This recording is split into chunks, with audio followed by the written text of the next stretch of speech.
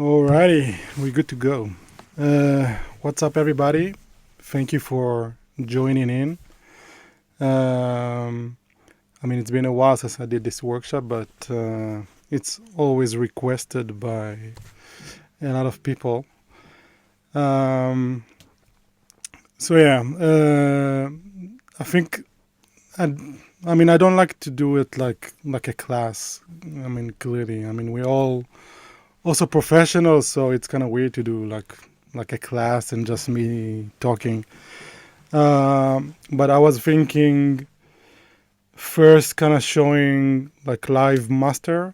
I chose like a cool song that we can just go through. I can bypass every device. You can listen like what every device is doing, like the way I work nowadays. My favorite plugins, which are not a lot, clearly. And then from there, we can move to more like business marketing, getting more clients, which is actually like a really good time to talk about it because I had like weird 3 weeks with a lot of like insights and stuff like that. So it would be a cool discussion. At any time, please, like, feel free to stop me, ask questions. It's like it should be more discussion rather than just me like giving a lecture. So, feel free. Um, okay, so I think we'll quickly start with my desk, I guess. So I'll bring that up again. Okay, so as you can see, this is my current chain. I'm debating if I'm current or like final, because I kind of feel like I reached like maximum from what you can achieve with like, I don't know, analog gear and top gear and whatever. So everything you see here, you don't see it on the desk, but it's all routed through a Dutch audio console, which I'll show you in more details later because it also has a plugin. But the order of the stuff here are, clearly my lovely quintessence, which is my DA.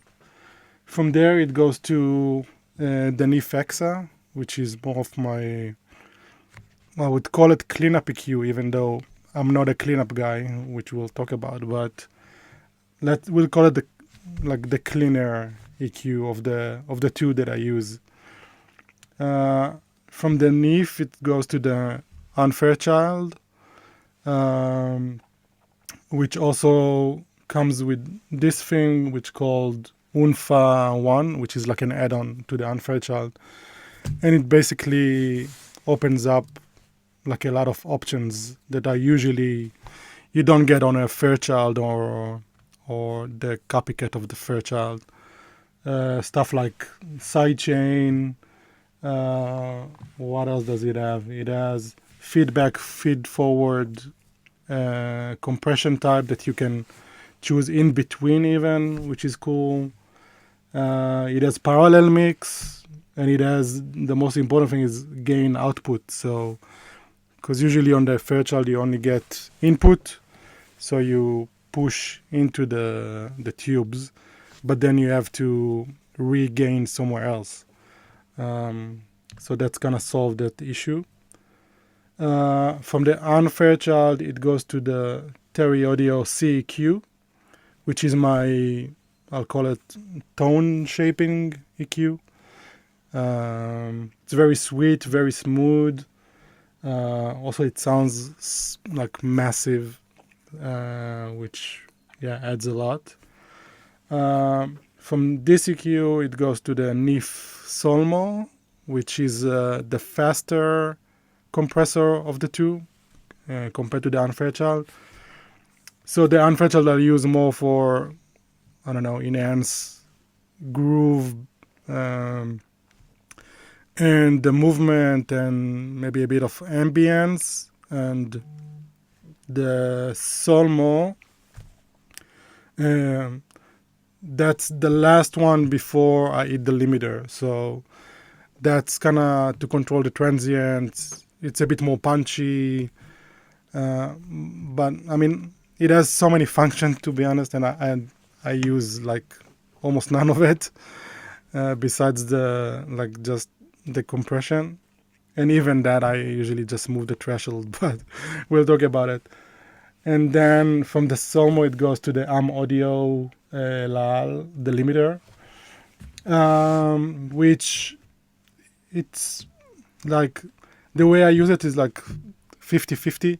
If the mix is so-so, I'll use the limiter. If the mix is really good, I won't use the limiter on it. But just the transformer sounds really big and massive. So just to run things through it sounds really nice.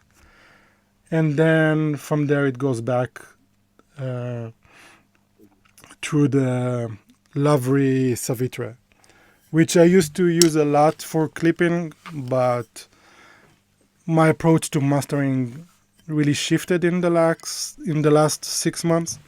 So I barely clip. I rarely push into the tubes. Yeah, I'm trying to stay as like clean as possible. Anyone have questions about anything? No. Okay. The old desk is hooked up with Grimm SQM cables, which are Sorry to interrupt. Yeah. Can I ask you something? Yeah, of course. So you use only just one limiter, analog limiter? That's it? Yeah. On the UnFairchild, I usually compress not more than 0.5 dB. And on the Solmo, I'm also usually compress around 0.5 dB. And the Laal, if I use the limiter, then it could be anything between 1 dB to, I don't know, 5. Depends on the production and the mix. But it's super transparent for an analog limiter, so I mean I don't mind it. I mean I'll do more in the box, but I'll show you in a sec. Yo, Ohad, I have a question. Yeah. Do you use every piece of gear all the time, even if you're using it? Do you still run it through, or do you bypass it in case you do need to use it or no? Very good question. So I never bypass anything. I got you. Yeah, I'll tell you why. I've been through almost every piece of gear out there. Like seriously, like from the low to the high to whatever. And I don't know, it's just the way I listen to stuff, and if it clicks or it doesn't. I mean, I had pieces of gear that lasted like 2 weeks in the studio, and then I sold them. It was like, they used to laugh at me like on all the mastering groups on Facebook when I was still there, that I'm like every 2 weeks I'm posting something for sale,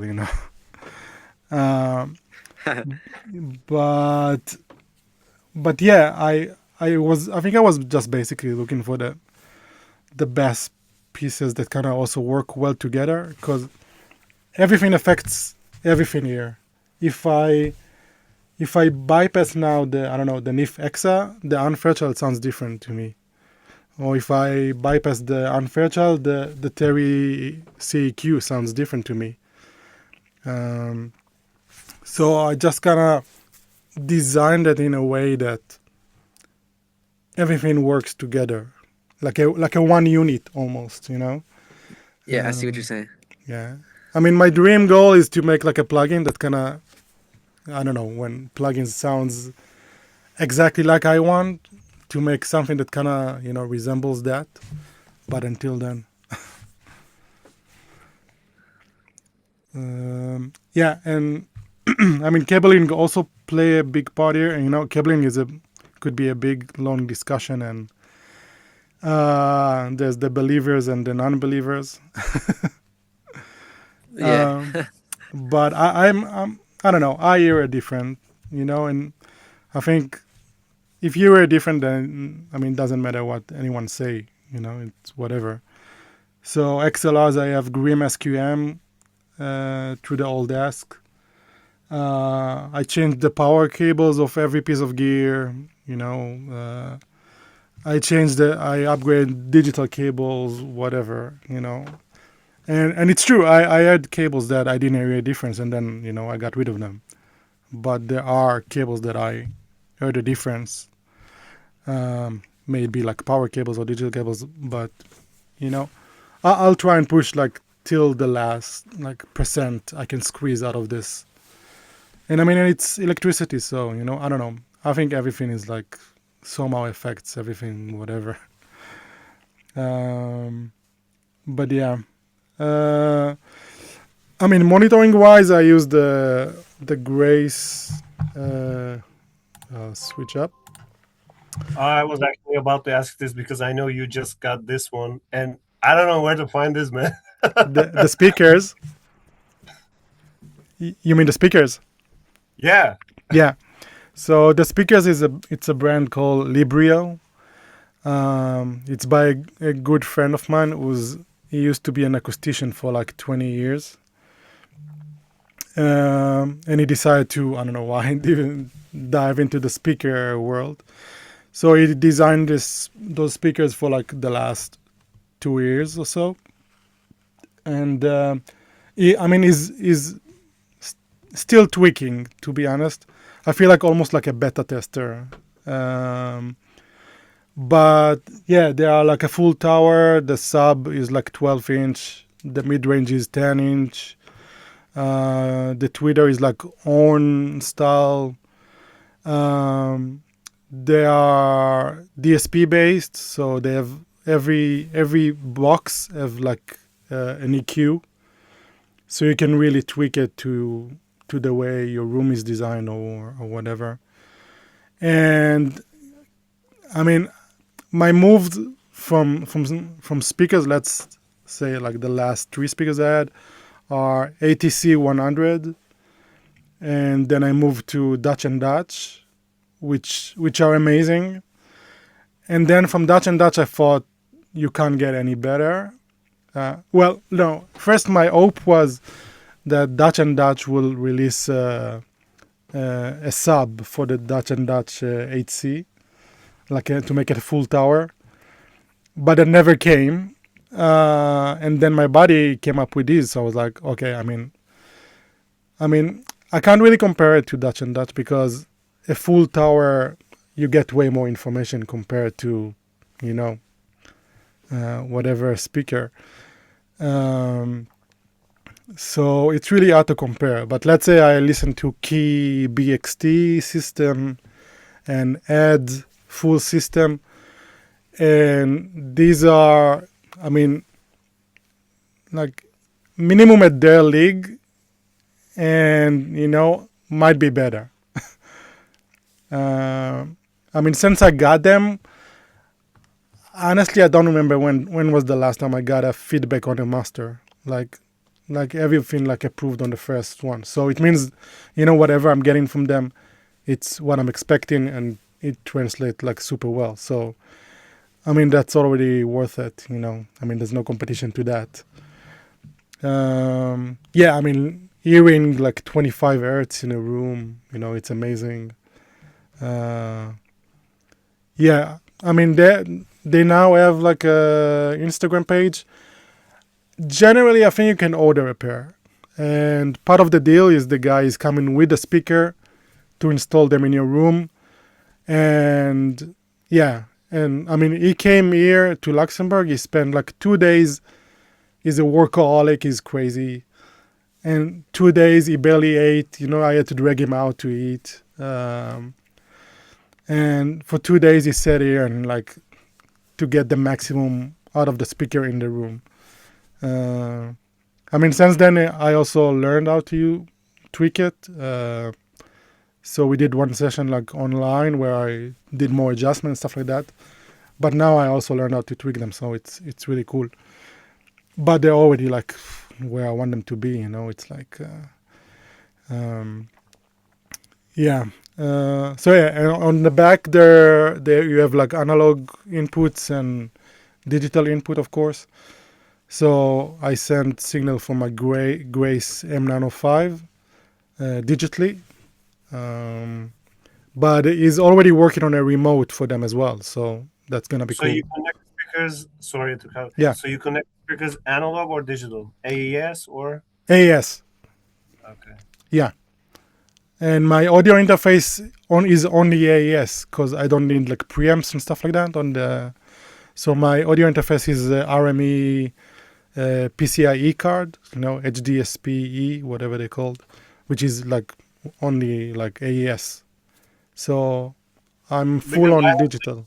Yeah. I have linked Aurora and PMC62. Yeah. I connect them AES to analog, hmm and somehow there's some hissing. Very little, but I still hear it. I was wondering if everybody also having this or I is just me. think you would get eSync from almost every speaker out there because I think it's coming from the amp. So it really depends on the amplifier they use inside. I mean, mine have ES, but they carry like a 1000 watt amplifier. It's like. But I mean, as long as you don't hear it while you play music, clearly, I mean, it's okay. So there's not an issue. But I think you get like some sort of small ES from everything, even if you connect digitally, because it's just coming from the amplifier of the speaker. Yeah. I might have a question, Ohad. hmm What made you go for what made you go for the invoice that I'm sorry, the interface that you have now, hmm compared to all the interfaces that are out in the world? So I had merging API together with Anubis before, but it was just like an overkill for me. Considering I only need like digital signals everywhere, because I mean the DA and the AD are clearly like either getting digital or sending digital back. Yeah. So I don't need like converters on the interface. I don't need preamps because I don't record here. I don't do anything like that. Mm-hmm. So I wanted the most simple, like A to B route, like the most minimal thing, with no hiccups. I got you. Yeah. And then for your because I have a Grace monitor too. Did you have to adjust, or if you know any sweet number that you usually happen to put your level to when you your monitors and your headphones? So, okay, it's really different because it depends also on the level of the speakers. I would say if you don't have a sub, I mean, with the Dutch anyway, around 75 was kind of my sweet spot. Yeah. But on these, because they're super loud, it's always somewhere between 60 to 70. 60 to 70. I yeah. got you. So it really depends how loud the speaker. But I mean, there's SPL reader on them, so Yeah. I mean, it feels pretty accurate. So I would follow that. I mean, usually when I master, I work around 75 dBA. And for like a super short time, let's say for like the last 2 minutes, I will also listen around somewhere between 85 to 90 to make sure it's not harsh, I got you. Yeah, I see what you're saying. Yeah. But what yeah. about for like the headphones? So I barely use headphones. I don't. You barely use headphones? Yeah. I mean, for the headphones, I have. Also, the headphones are not connected to the Grace. Yeah. Because the headphones are super power hungry, and the Grace was not strong enough. I see. So I have RME ADI2 just for the headphones. I got you. I see. Yeah, but I rarely use headphones. I see. Wait, we might have like a fancy guest. Tizio wanna jump in? Hold on. Damn, that's crazy. That's dope. I'll send him a link. Let's see. Hey, Yeah. Ohad, what's going on? What's up? It's Lamont. How you doing, bro? Haven't seen you I'm since the doing good, and Grammys. yourself? Yeah, can't complain. Let's see if he will jump in. Yo, Ohad. Yeah. And until you jump in, there is two questions in the chat. You ask us to help you with the chat. Yeah, One amazing. is like why you switch to the new compressor. What's the Which new compressor though? The UnFairchild. I guess, yeah. Okay, don't tell anyone. I mean, I had the Vacovox before, which is, I don't know if anyone knows, it's one of the most expensive compressors out there. It's like, I don't know, 16,000 euros compressor. It sounds amazing. But it has too many issues. The tubes are dying super fast. And yeah, the guy who builds them, I mean, I don't like to, talk bad shit about anyone or especially businesses because, everybody need to work. But let's just say it wasn't super pleasant to deal with him. And not just me, like also friends and colleagues who had the Vacovox. It became like a big discussion between us engineers about like the issues and dealing with him, and so I jump ship like really fast, like I kind of smelled like okay, there's gonna be like shit with this Vacovox. So I was like, okay, what's how can I replace this? It's like it was such a big influence on my chain because it had so much 3D and like it was really cool. So I already put out an order on a compressor called Amtech, which is like 2 mono units, also tubes, of course, and stuff like that. And then a week later, the builder said that it doesn't have parts and I will have to wait like a long time. So I canceled. And then I have a friend who has like so much gear, it's crazy. So I asked him for like a recommendation. He was like, okay, so I mean, you have to check the UnFairchild. And I mean, it's a crazy story. I got the UnFairchild 2 weeks before they decided to stop making them. So I ordered it, I got it. 2 weeks later, they're doing a reduction. Imagine it's like a $12,000 compressor, and they reduced the price to $7,000 to get rid of all of the stock. And I was so pissed. I texted them and I was like, that's not cool, I'm gonna return it and reorder it or something like that. But it sounded really good from the get-go. At the end, they were super nice. They gave me like a small refund and everything, but like, whatever. But anyway, working with the UnFairchild compared with the Vacovox nowadays, the UnFairchild is so much more flexible, like crazy.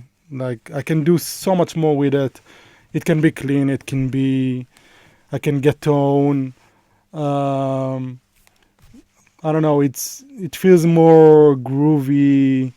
The 3D is still there clearly. I mean, it's 14 tubes. I mean, you get the same thing. Plus, you get more control on which tubes you want to use. So I replaced a couple of I tried different tubes, which was cool. I hope, as I like to experiment and try to push the gear like more. So yeah, that's why I moved to the UnFairchild, and I'm definitely not regretting it, especially now that you can't get them anymore. Yeah, I never compared it to the other brands. I think there's like UnFairchild and UnFairchild, and there's something called 101 from the UK, which is really expensive. It's like, I think, 20K or something like that. But I'm happy with the UnFairchild, and it works really well with my other gear, so no regret here. Yeah. What's the other question, Liran? Did you find it? Yeah, another one ask how you train your ears. Ooh. I mean, my ear training is kind of, I mean, okay, so I studied in SAE London, or at, what was it, 2010, something like that. And one of the practices that we had to do, which back then I thought ridiculous, but I don't know, maybe it worked.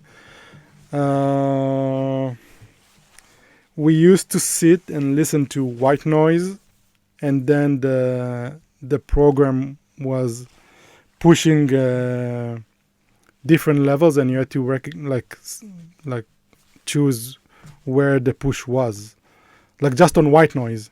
And then once you pass that, once you passed the first test, it does the same on music. So, I mean, that was my first year training.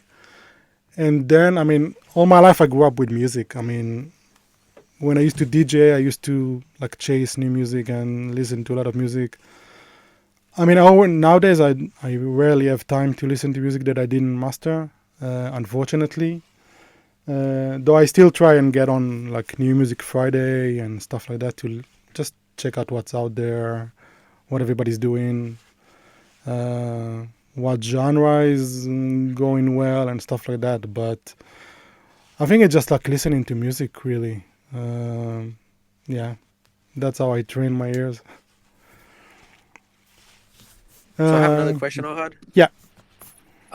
So I know that you have a Clarity M. Mm-hmm. Do you rely on that? Like, what do you think, in your opinion, is that?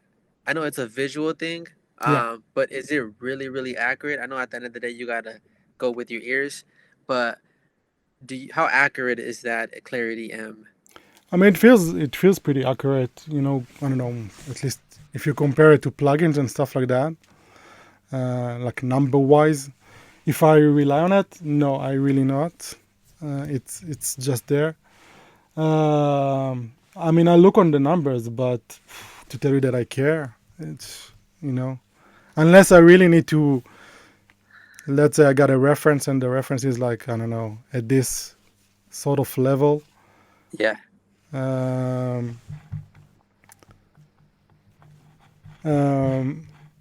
Yeah, Tizio is in the house.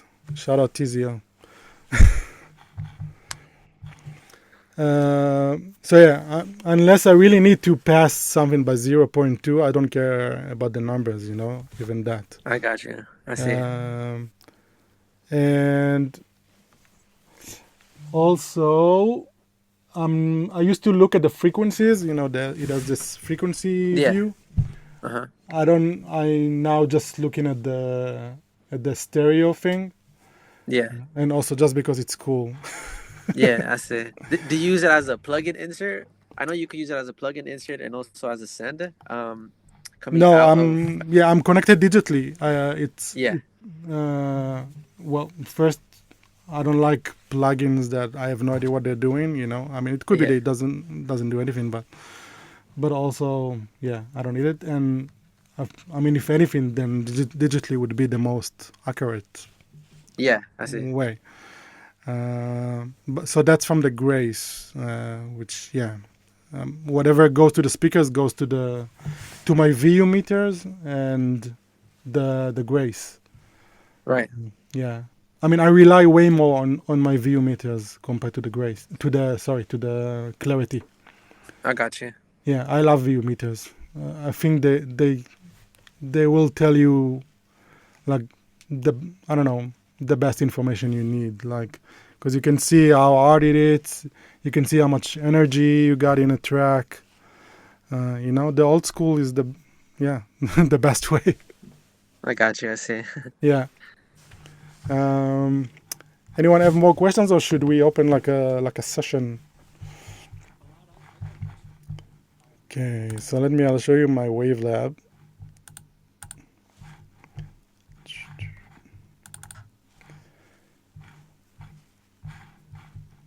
Do you see me or the Wavelab, or both? We see both. Okay, cool. Okay, so I master in Wavelab, which is by Steinberg.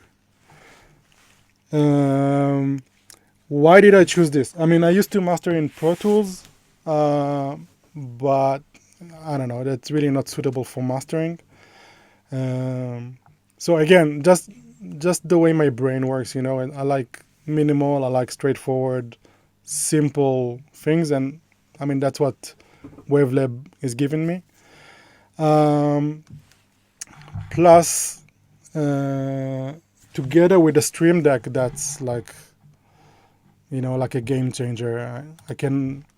I'll show you exactly. So yeah, I have like a lot of shortcuts on the Stream Deck. So basically, I save like, I don't know, 10 clicks into one button on the Stream Deck in Wavelab. So all done. Okay, so we'll open a project.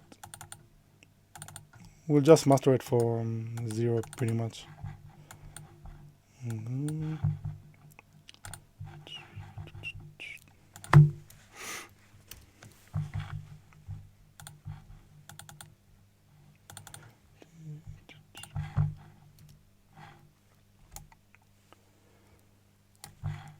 Okay, so the way my shortcut works, so the way I start, first I set up markers on the track, then I normalize it. Okay, and normalize is such a scary word to audio engineers, because we know normalize from like different, like either programs or streaming services. So it's not like that. The way the normalize here is set up, it's that basically I set it up to eat maximum -18.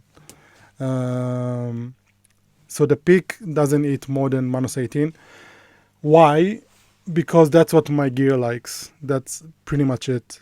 I tried different levels, but -18, it's pretty much what clicked with my gear. And yeah, so when people send me mixes, I never ask like to remove like limiters or remove your processing, because it's like going backwards. You already achieved something, people already approved it, and now why removing it? And then I need to figure out how did you get to that point that everybody approved, which I mean, yeah, it's pointless. So yeah, if I can, I always ask for full processing, but even with that, you still get low-level mixes. As you can see here, I mean, if I'll revert back, I mean, it wasn't loud from the beginning, so my normalize didn't do too much. But even if I get mixes from Tizio, for example, which easily eating, I don't know, -7 and stuff like that, depends on the material, I would still do that, like lower it to -18, just because that's what my gear likes. And then of course I'll compensate, down the line again, but that's pretty much it. From that, let's see. Okay, so from that I have one button that pretty much setting the track to go and start mastering. So if I press,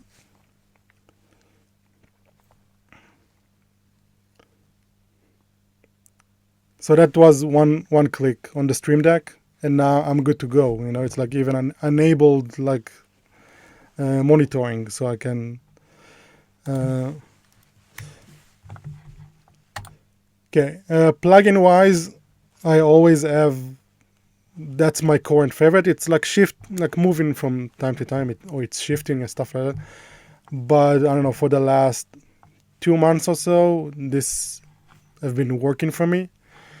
So just a quick rundown. I have Speckraft. Do you know what Speckraft is? So it's pretty much like I don't know, same as Oak Sound Sooth, and I just like it. I don't know. It sounds cleaner to me, and it doesn't do like shit. It doesn't ruin anything. So I think it's pretty much the default settings. I think I only lowered the ratio here, and then I usually try and use the threshold to just get rid of like resonance frequencies, or if I need something a bit more smooth and stuff like that after the analog. So that's the first one. After that, I have a plugin that it's not out yet, so don't tell. It's a new one by Make Believe with Metric Halo. You can see it's like the Chris Geringer. So it's a Baxanol EQ,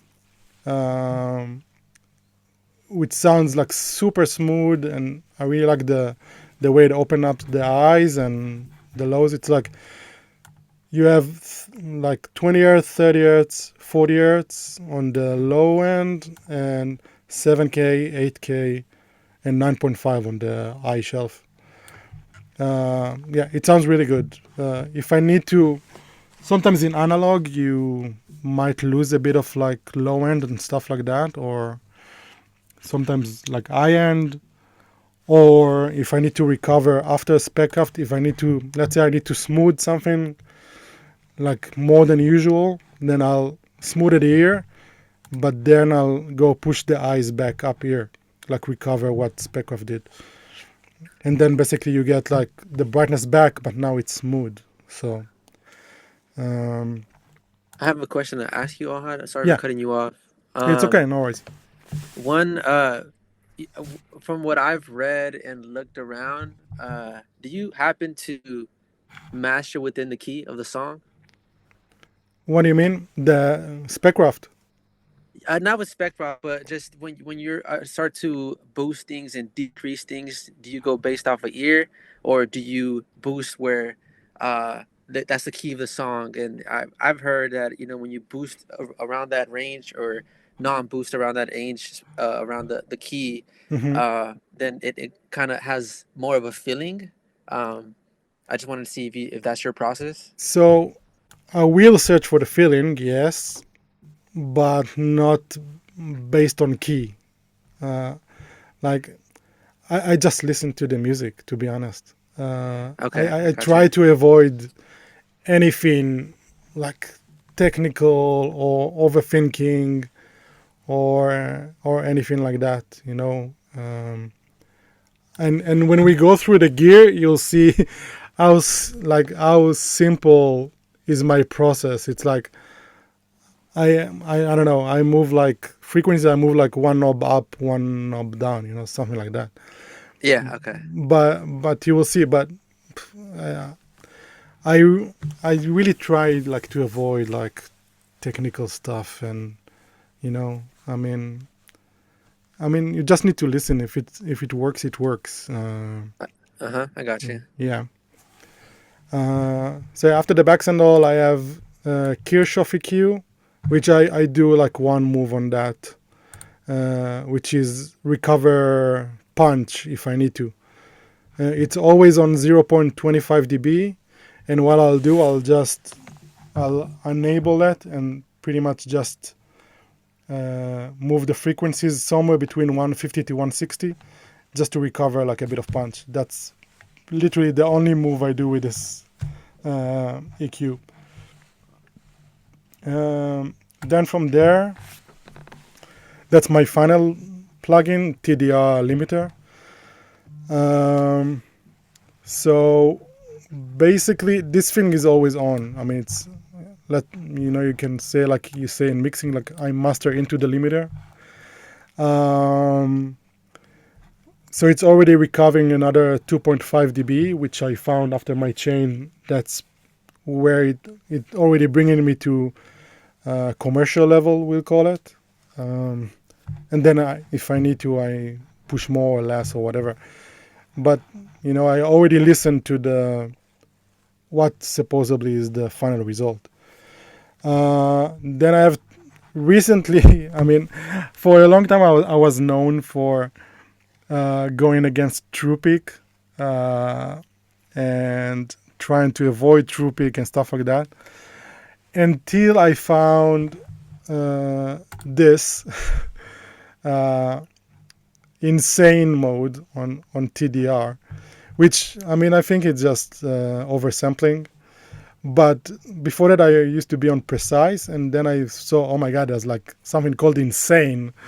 It has to be a good thing, So I switched it to insane, and to me, it's still like the cleanest limiter out there, and especially TruePic, like the cleanest TruePic out there.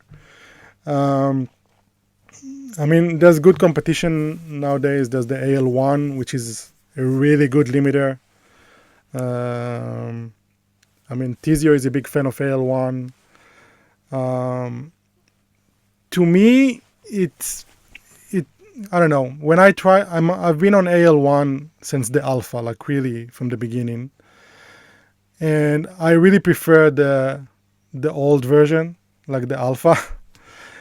And what's out there now, it's just a bit too much for me, like all the settings and the extras and stuff like that. And as you can see, I like it simple. On TDR, you can add different models. I can do pick limiter, clipper, blah, blah, blah, whatever. But I just use the output section. I like simple things. Like, it's very immediate. All I need to use is like this drive section, and it sounds clean to me. After my chain, I'm good to go. I don't need tons of features and extras, and there's limitless, and there's a lot of great plugins. Isotope Maximizer sounds good, the new IRC5, but I don't need all of that, especially after running through my chain. I'm like, keep it simple. That's it pretty much. Besides that, I have Dither, just because I want to hear what dithering does. The DAW have dither built in. Once I'll do an export from 32-bit or 64-bit to 24-bit, the dither of the Wavelab will get into action. So I prefer to kind of know what the dither is doing. And I like this one. I don't know, the GHZ. So I have it right when I bounce it out, but I also have it before I go to analog, which here is running completely flat. So I prefer to have control over that. And one more thing that I have before going to analog, it's TDR infrasonic, because I get like a lot of mixes that people miss DC issues and phase issues like super low. So I have this quick trick that it's the preset even called like DC killer. And if I hear some issues in the low end and I want like a tighter sound there, then I'll just enable it, and that's it. What it does, as you can see, slope like at 10 hertz. And that pretty much solves it. So I have a gain, but I don't ever use it because I already lowered it to -18. And if it's an album and I need to like play with the levels, I'll just do it on the clip itself. It's just easier, and also visually it's makes more sense to me. Any question about these stuff? Yeah, sorry, just one question.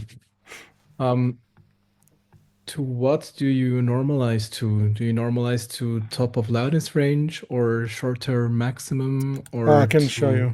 peak? So this is top of loudness range. Oh yeah, I see. Perfect. Yeah. Thanks. Yeah, minus 18. And Ohad, when you have a full album and it's kind of already at a particular, like all the tracks are at particular levels, do you do it clip by clip to 18, or do you kind of look at the full album to kind of get at minus 18 at a full album level? Good question. I'll take the whole album all together. I'll put all the files here, and they're all gonna go to minus 18. Okay, so each clip goes to minus 18 then. Yeah. Yeah. Okay. Yeah. So they all have the same starting point. You know, sometimes you do an album and you get, I don't know, on an album there's like 5 different mixers. Mm-hmm. And you know, they all sound different, they have different levels. So I need my starting point. And you know, the artist or the label, they count on me to make it coherent as possible. So I mean, it just makes sense to me to lower all of them to minus 18, so they all eat my chain at the same way, in the same way. And then of course, you know, if after analog I need to do, I don't know, more gain tweaks, it's super easy, either on the gain clip or with a plugin or whatever. But Exactly. Yeah. my starting point would always be like minus 18, whatever. Yeah. I have a question, Ohad. So, when you're creating the mastering session, do you do 32-bit flow and 48 kilohertz, or it doesn't matter? It doesn't matter. I mean, Wavelab is at 64 float. I mean, I get everything. I get 16, I get 24, I get 32. I mean, you know, I wish everybody would send me 32. I gotcha. But to me, it doesn't matter. Also, sample rate, I used to always convert, but nowadays, whatever I get sent, that's what I stay in. Like, I have like different shortcuts for different sessions. So, you know, if I got 48 or 44 or 96, that's what I work with. I won't like resample or anything like that. Yeah, especially nowadays. I mean, Spotify also takes 4424 or 4416. I think, I don't know. You know, that makes life easier. I mean, the package I'll send always contains like different sample rates anyway. Even though that I've been starting to do less and less because they don't understand sample rate and stuff like that, so they get confused, and then you get like bombarded. What's the difference between the versions? And then you have to Gotcha. start explaining. No, this is just like sample rate and stuff like that. I see what you mean. Yeah. So nowadays somebody just asked, what are you export? What do you usually send? So yeah, I usually send the original sample rate I got. I send MP3s because a lot of radio stations still ask for MP3s. And if I got 2444, for example, I also send 2448 because I think 48 works better for video. So video clips, I'll send also 48. Yeah, and if you work with Korea, they like every file type. They ask for FLAC, they ask for MP3s, they ask for 96K, even though, you know, you got 48. I mean, funny story, I did a full album and they send the files at 48, and then the label asked for 96 as well. So, you know, I just like upsampled and stuff like that. And they come back, and I don't know who was the genius in the label. They opened the 96 file in RX, and they saw there's no information like on the, you know, I mean, clearly. So I had to explain that in order to actually gain something from 96, you have to work from the beginning, like, you know, production, recording, mixing, blah blah, everything in 96. So there's actually information there. If you just like from 48, you ask me to go to 96, I mean, I can't reinvent information. And even if I, upsample the 48 to 96, then master it in 96, you might get like a tiny bit, but even not something that you would hear. The information is just not there originally. So it's kind of a waste of data, but but they were cool about it. They were like, "Oh, we learned something." I was like, "Okay, cool." So when working with labels, did they usually ask for this? Is there a pattern or something they all ask? I can't say there's like clear pattern nowadays. I mean, what the usual suspects are: main version, instrumental, and usually a cappella. I mean, if you get all of that, of course, from the mixing engineer. And sometimes like a show version, which called TV, and a clean version, of course, if there's bad words in the song. But sample rate, nobody tells you exactly. I think only the Asian market are very specific about asking also sample rates and stuff like that. But in the US market, usually it's rare that they ask like specific sample rates and stuff like that. How often do this plugin change in the box mastering chain? So every time that I get something new, I mean, I get to do some beta testing here and there.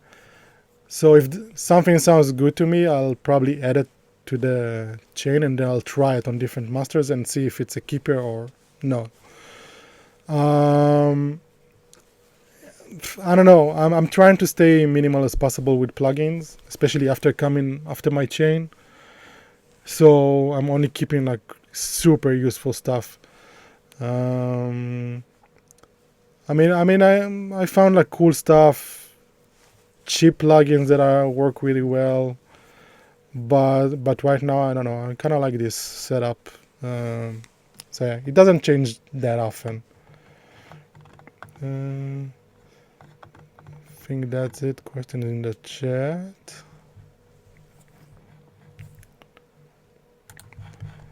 Okay, let's see if you can hear this.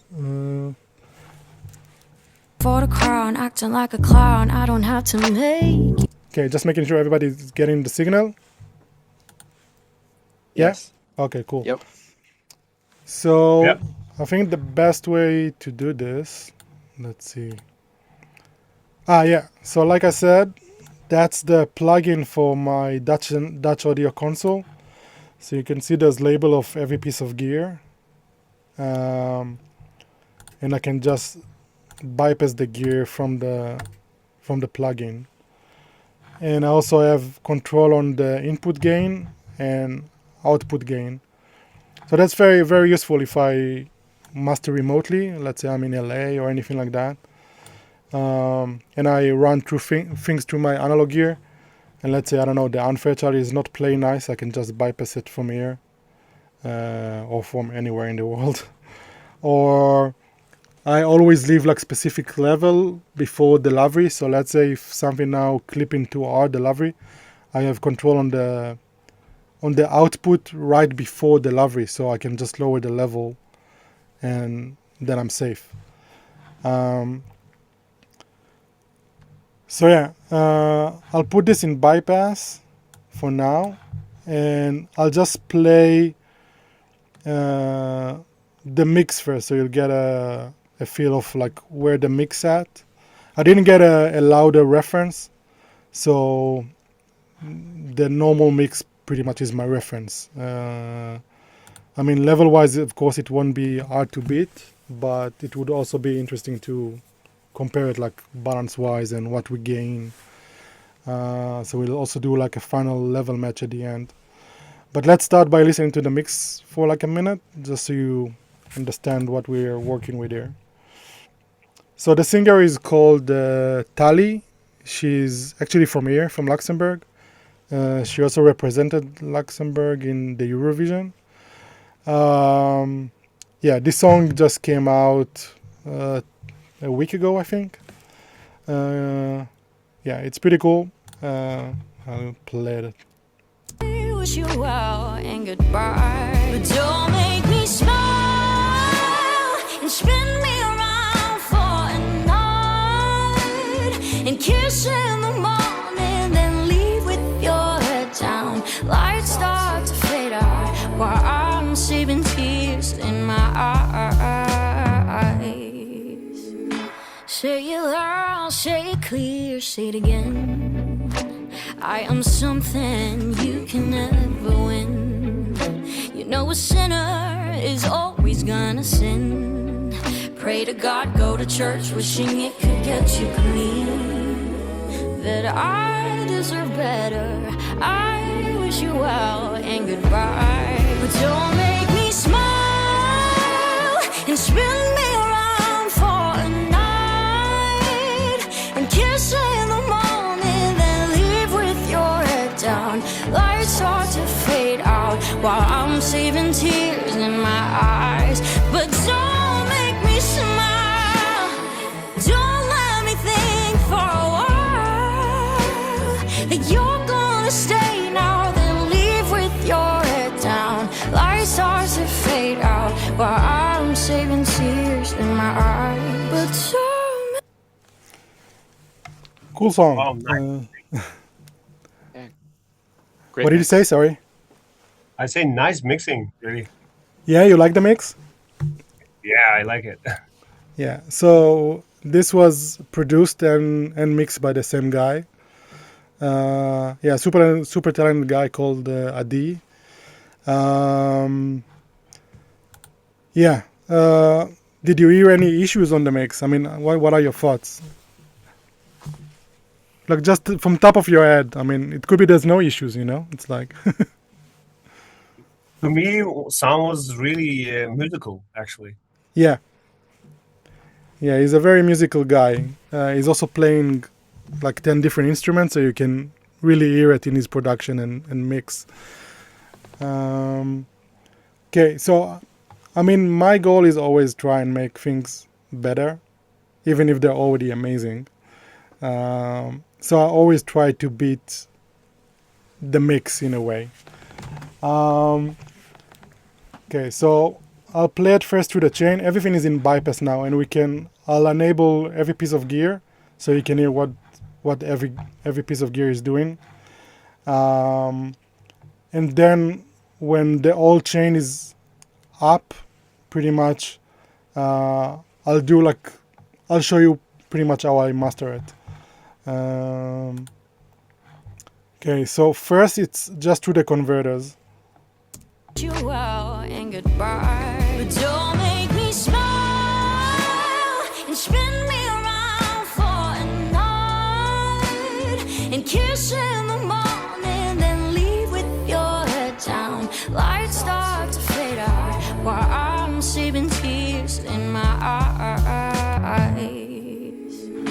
Say you for a night and kiss in the morning, then leave with your head down. Lights start to fade out while I'm saving tears in my eyes. Okay. Now I'll add the NIF Exa, which is the clean EQ, and that will also already be a lot of change. And then I'll tell you what's going on here. And goodbye, but don't make me smile and spin me around for a night and kiss in the morning, then leave with your head down. Lights start to fade out while I'm saving tears in my eyes. Say it loud. Try and listen to the stereo image, because the main action here is on the sides. So pay attention to that. Always gonna sin. Pray to God, go to church, wishing it could get you clean. That I deserve better. I wish you well and goodbye, but don't make me smile and spin me around for a night and kiss in the morning, then leave with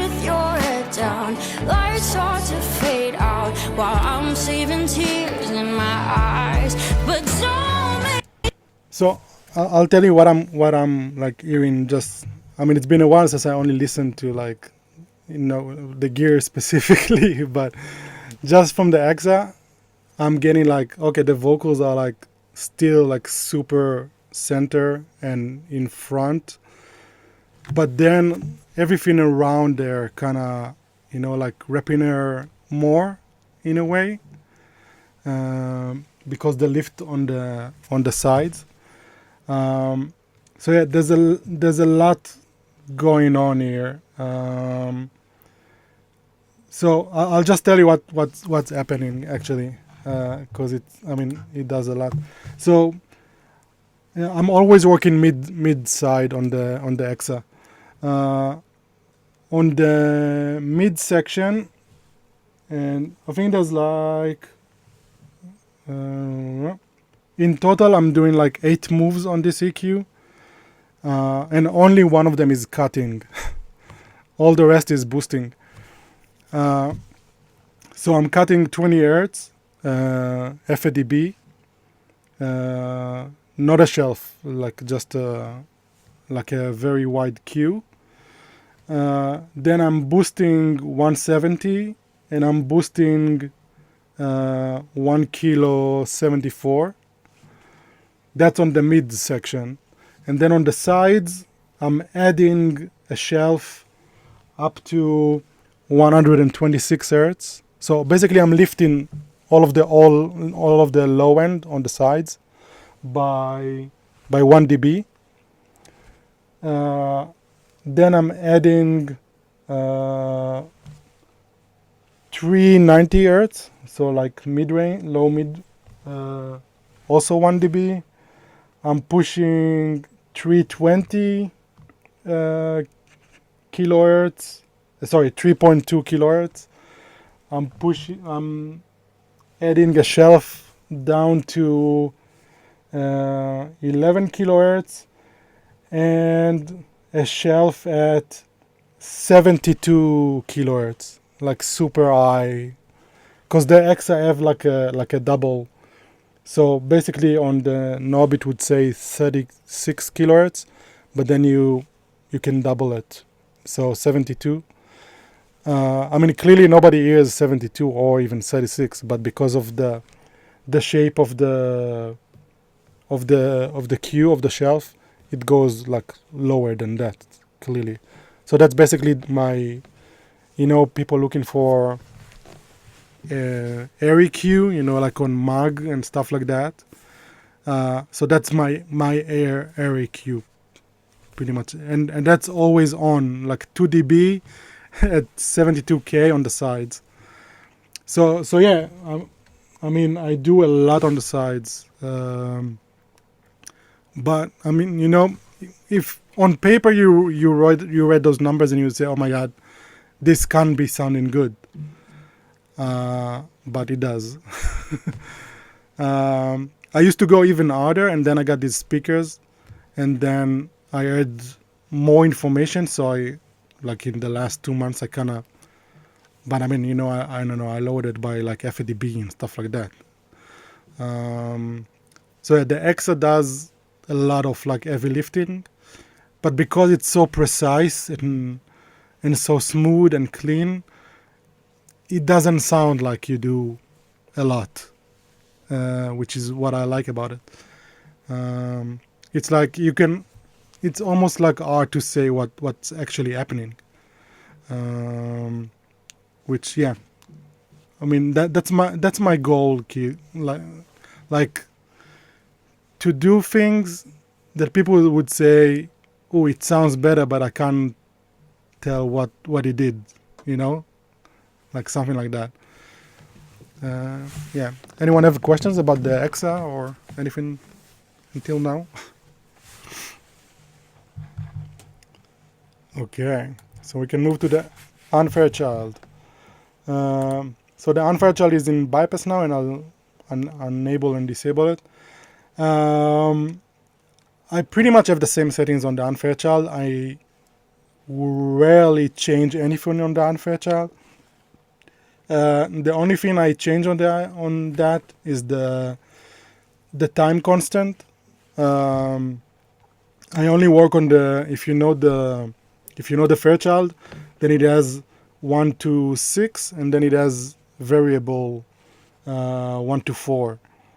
And the variable, if you work on the variable, then it opens the option to dial in attack and release, and the different variables actually like means like different timing on the attack and release.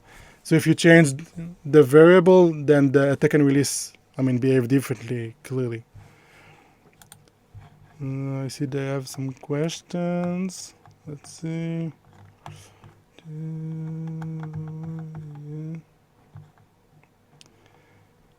When you work remotely, do you use headphones or go to a studio? So when I work remotely, the headphones I take AirPods Max with me.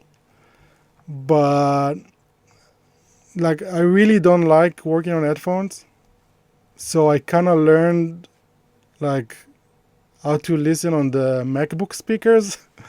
So I do a lot of work on the MacBook speakers themselves, and then I just might check on the AirPods Max. But I rarely go to studios. If I'm at Tizio's house, so I might do some work there, or if he just mix something that I need to master, then I'll do it in the studio. But otherwise, I'll just sit on the kitchen counter wherever I'm staying and just work on the MacBook speakers or something like that. And I listen to the gear via audio movers. Yeah.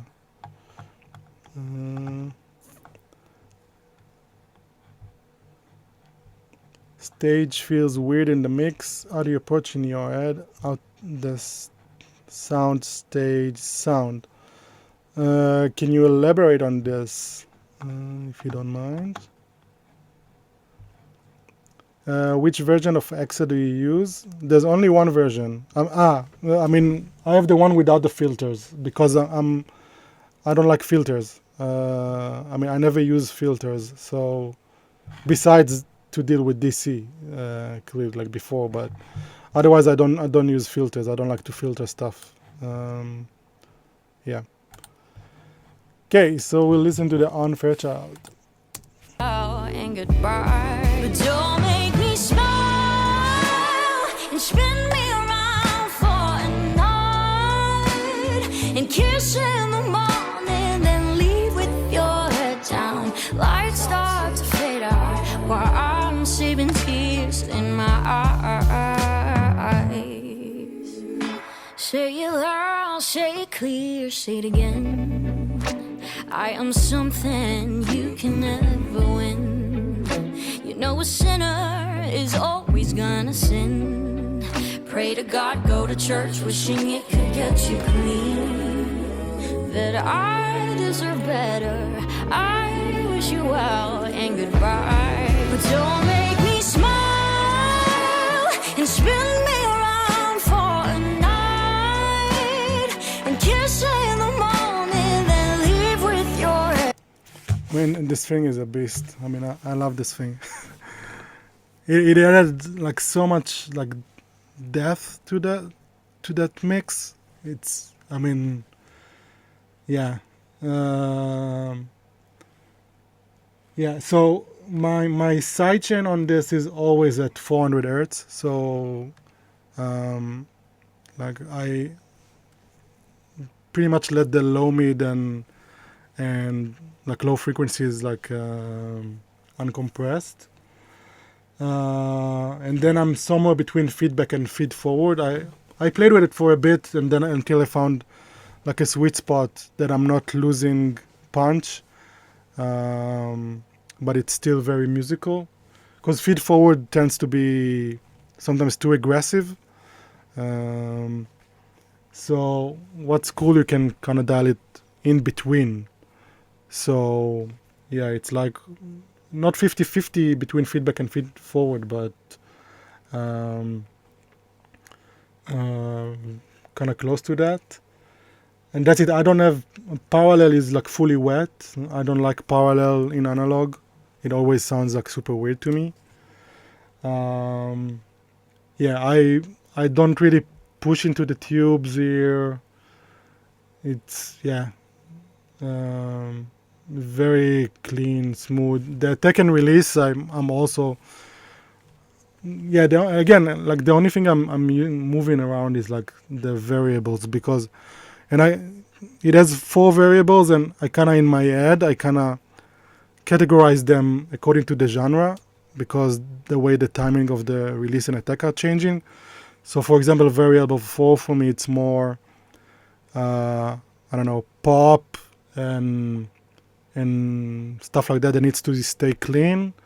Variable 3 is more bass heavy stuff, so hip hop, EDM, stuff like that. Variable 2 is more indie to me, and variable 1 is more if I need something more lo-fi or warm or old school, stuff like that. So that's how my brain kind of categorizes them, and I know if I work on this genre right now, it's a good thing to try like that variable, for example, and see how that sounds. And I mean, the main thing it would change, I mean, clearly because it changed the timings of the attack and release, it would change, the groove and the way the bass moves, and yeah, that mainly it. Yeah. Anyone have questions about the UnFairchild? Let's see the chat. Do you keep the attack and release at particular settings all the time, or do you kind of change them around? It's usually attack is on 8 and release is on 3. That's, for example, if I'm flying out and I'm mastering remotely, that's the settings I will leave it on. I mean, I count on that 8 and 3 to always work. On slower stuff, I might try release 4, and if I need like the vocals to come forward, I might change the attack to 7. But as you can see, it's just random numbers because it more depends on the variable. Yeah, exactly. So if you're in studio, you're using the variable to kind of change the tone of it. Exactly, the timing of them. Yeah, the timing. Yeah. But 8 and 3 are like, yeah, that's usually Your where starting it stays. point. Yeah. Makes sense.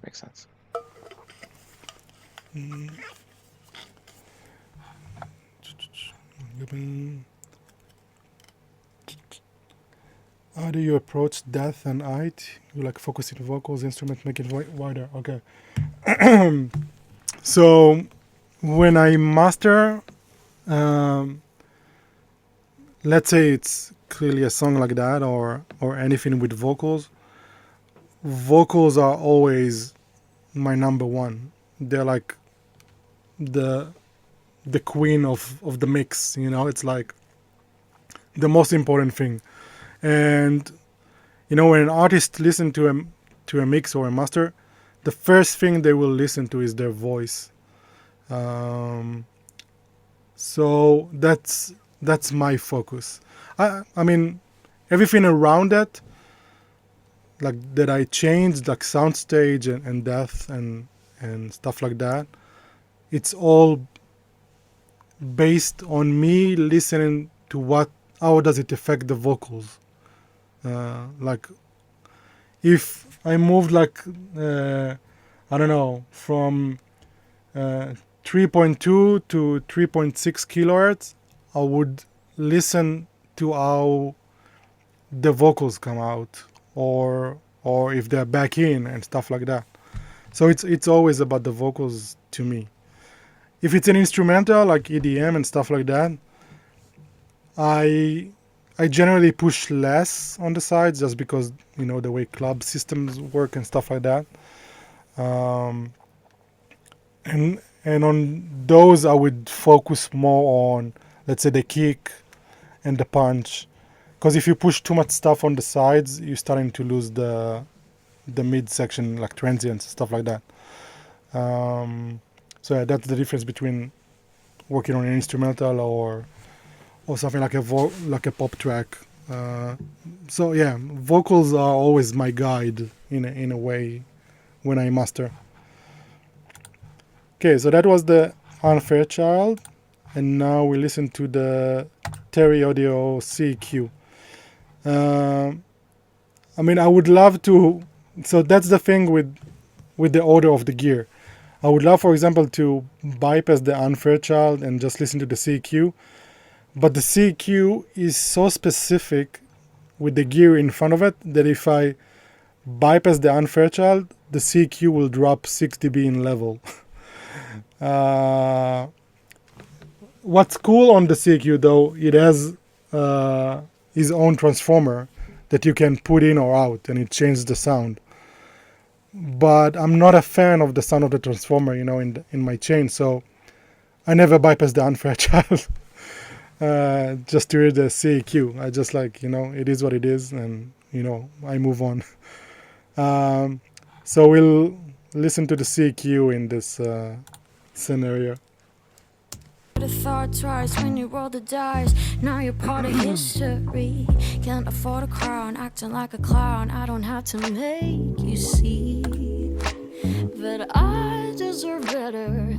I wish you well and goodbye. But don't make me smile and spin me around for a night and kiss in the morning, then leave with your head down. Lights start to fade out while I'm saving tears in my eyes. Say it loud, say it clear, say it again. I am something you can never win. You know a sinner is always gonna sin. Pray to God, go to church, wishing it could get you clean. That I deserve better. I wish you well and goodbye. But don't make me smile and spin me around for a night and kiss in the morning, then leave with your head down. Lights start to fade out while I'm saving tears in my eyes. But don't make me smile. Don't let me think. So yeah, it does a lot. I mean, clearly level, but it does a lot. And I have, the tricks I do on the CEQ are on a lot of tutorials now on videos on YouTube, which is because on that I also do crazy stuff. If you watch, if you know Devon from Help Me Devon podcast, he is really a fan of the trick I'm doing on the Terry audio. So what's happening here? So basically the way this EQ works, the bottom section and the top section are like pull tech. So you have a boost and a cut of low end or high frequencies, and they have a meeting point, so you can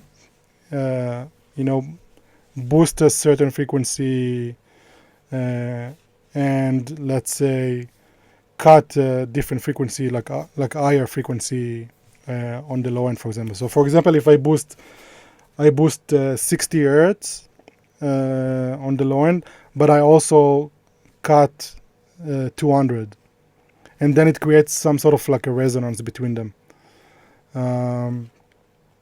So that's basically what I'm doing on the CEQ. That moves never changes. But the biggest trick here is because it's a mono EQ, so left and right are separate.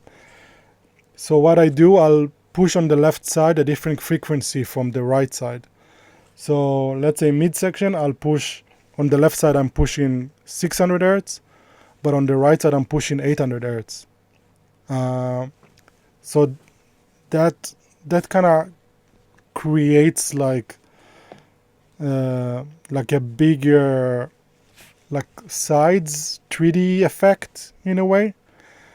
And I'm doing the same with the high frequencies. I'm pushing left side, I'm pushing 10 kilohertz, and on the right side, I'm pushing 15 kilohertz. And yeah, that's to me magic on this EQ. And it's actually not something that I invented. I'm a big fan of manuals. So when I got this EQ, I really dived into the manual, And Marshall, the guy who built these, is a genius. He's the guy who also designed the Shadow Hills compressor. And at the end of the manual, he put like a tips and tricks and stuff like that to try. And one of the tricks they recommended is to try different frequencies on left and right. So yeah, I stayed with that for since ever getting the CQ and reading the manual. And then after I posted videos of me mastering stuff on YouTube and putting different frequencies, people were like, "What the hell? How can it be?" And yeah, now people are trying to do it with plugins and stuff like that. And I honestly never changed the settings on the CQ. It's always the same. The only thing I would change, there's a small cut at 600 hertz, just to clear some low mid.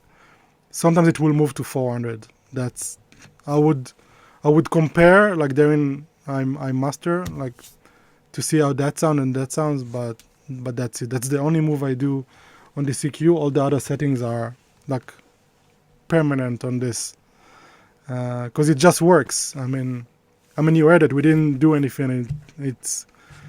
It sounds big, but still smooth. And yeah, I really love the CQ. Yeah, and unfortunately, it's also not gonna be manufactured anymore because apparently Marshall can't get stuff to build it anymore, or it's gotten way too expensive now with the tariffs and stuff like that in the US. I know there might be talks about making a plugin out of this, which kind of bums me out, to be honest. I mean, I don't know if they can replicate it, because he also said it on the manual. He spent 6 years designing this and pretty much comparing every transformer out there and every little thing inside his device until he found what clicks. So I don't know how much a plugin can actually resemble that, but it's still annoying to have a piece of gear and then it comes out as a plugin. But that's it is what it is. Well, Ohad, when you're doing kind of the left and right on the Terry, are you making large moves, or are they very subtle, quarter, half a dB type of moves? So it's always, I mean, it's hard to say because this EQ doesn't have There's numbers. Yeah. But I would assume it's around 1 dB. Yeah, okay. Yeah, it's somewhere around 1 dB. And it's the same level on everything. Everything is 1 dB now that I'm looking at it. Yeah. Makes sense. Yeah, really, everything that I do here is 1 dB. And yeah, I mean, yeah. And actually, just to note, Marshall's making a run of a small run of Terry of the CEQs. Really?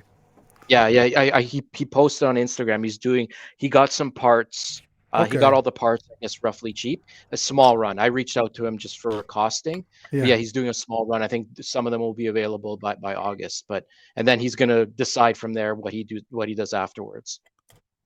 You better get it before. Yeah, I know. I've been hearing it a lot. What's the pricing? He hasn't told me yet. Okay. I'm sure it's going to be more than what it was before because of tariffs, right? Yeah, of course, yeah. I would assume it's probably around 7K or something. At least I think before it was 65, 67 US. It's got to be probably at least maybe 75 now. I think I got it even cheaper because I mean I got it before the rush into it, so it was still fair. Yeah. It was still a nice price.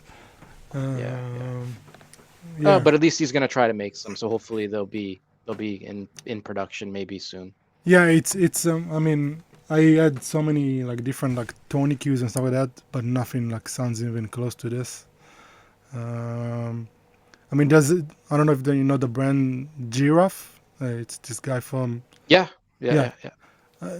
He does amazing gear, but for tone shaping, more stuff like that. But still, compared to the Terry, it was It's a really special EQ. Yeah, I love this thing.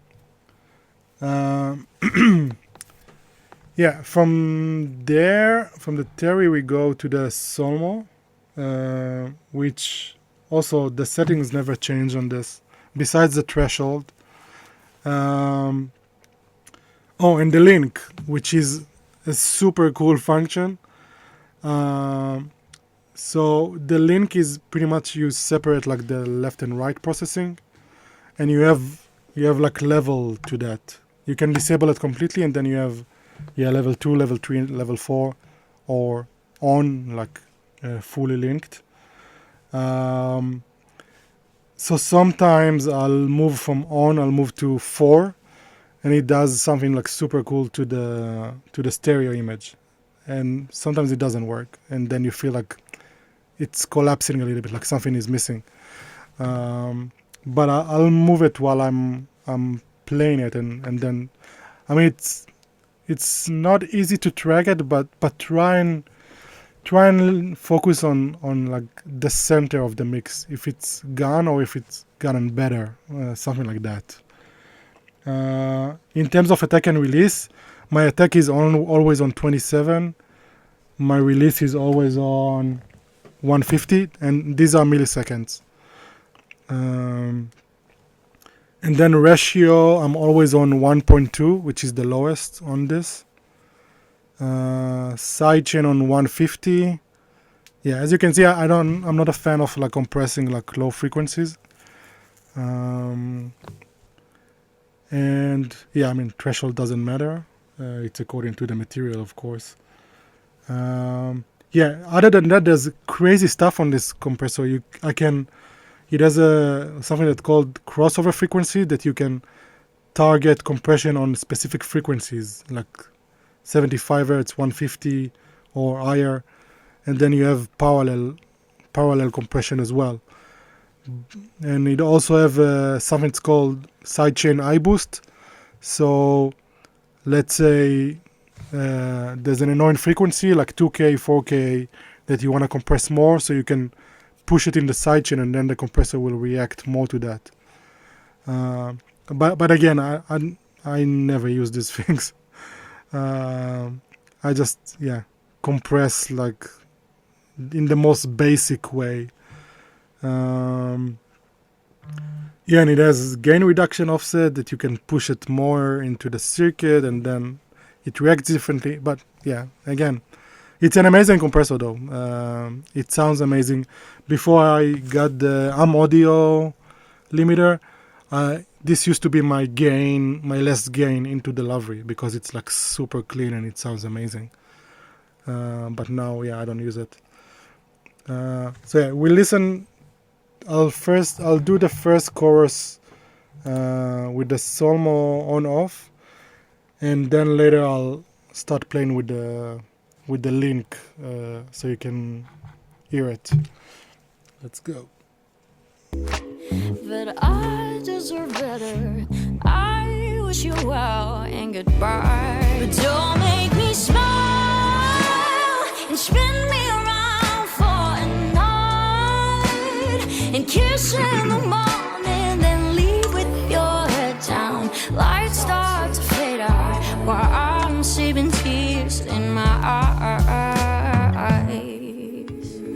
Say it loud, say it clear, say it again. I am something you can never win. You know a sinner is always gonna sin. Pray to God, go to church, wishing it could get you clean. That I deserve better. I wish you well and goodbye. But don't make me smile and spin me around for a night, and kiss in the morning, then leave. So now I'm playing with the link. Down. Lights start to fade out while I'm saving tears in my eyes. But don't make me smile. Don't let me think for a while that you're gonna stay now, then leave with your head down. Lights start to fade out while I'm saving tears in my eyes. But don't make me smile. So yeah, the link doesn't work on this. You kind of hear the vocals go backwards almost when I took the link one step to 4. Yeah, it's. I mean, I talked to Yontanif, the guy who builds this, and it's like a phasey thing. So, I mean, when you move it and you start playing with like different left and right, there's might be the case of causing some sort of like phase cancellations and stuff like that. So yeah, sometimes it works, sometimes it doesn't. On this specific song, I didn't like it. I felt like it kind of taking the vocals back. Yeah, but it's a cool option to have, and I used it like on like a lot of things. Any question about the Solmo or anything else? Okay, cool. Last in line is the limiter. I can already see, like, just by looking on the wave file, I'm gonna use the limiter because you can already tell that they went very light on the mix bus. And I would love to get like a bit more control, like kind of put a tiny bit more into the mix. So we see how that sound. Okay, so first I'll warn you, lower your levels a little bit because it will add all the level back now. So it's gonna add 8 dB back now on the LAL. Yeah, that's basically my gain recovery before I'm going to the box. And that won't even, I mean, without the limiter, it will probably clip the lavry. But when I engage the limiter, it probably won't clip the lavry. You can you see the lavry there? Yeah, you can see it. Okay, cool. So yeah, just warning you again, lower the level of your speakers. Okay, and there's no point of bypassing because the level difference would be too big to make it work. So I'll just put it in, and the only thing I'll put in and out is the limiter itself. So I'll just right now the limiter is bypassed. So the only thing I'll do is unbypass it and bypass it back, because that's a bit more listenable. So let's do that. Baby, ain't no room for 3. Should've thought twice when you rolled the dice. Now you're part of history. Can't afford a crown, acting like a clown. I don't have to make you see that I deserve better. I wish you well and goodbye. But don't make me smile and spin me around for a night and kiss in the morning, then leave with your head down. Lights start to fade out while I'm saving tears in my eyes. Say it loud, say it clear, say it again. I am something you can never win. You know a sinner is always gonna sin. Pray to God, go to church, wishing it could get you clean. That I deserve better. I wish you well and goodbye. But don't make me smile and spin me around for a night and kiss in the morning, then leave with your head down. Lights start to fade out while I'm saving tears in my eyes. But don't make me smile. Don't let me think for a while that you're gonna stay now, then leave with your head down. Lights start to fade out while I'm saving tears in my eyes. But don't make me smile. Spin me around for a night. Sorry about the bang. microphone took a dive. Thoughts on the limiter? Did you like it limited? No, I mean it doesn't do a lot. It went Sounds to insane. yeah, it went to I think minus 1.5 or so on the loudest parts, and it didn't clip the lavry, which is it means I'm in a good level and not clipping, so it's nice. And if we are talking LUFS right now, let's see. But don't make me smile and spin me around for a night and kiss in the morning, then leave with your head down. Lights start to fade out while I'm saving tears in my eyes. Say it loud, say it clear, say it again. Okay, actually it's hard to say on the clarity because I think the zoom is lowering the level, so I'll check here.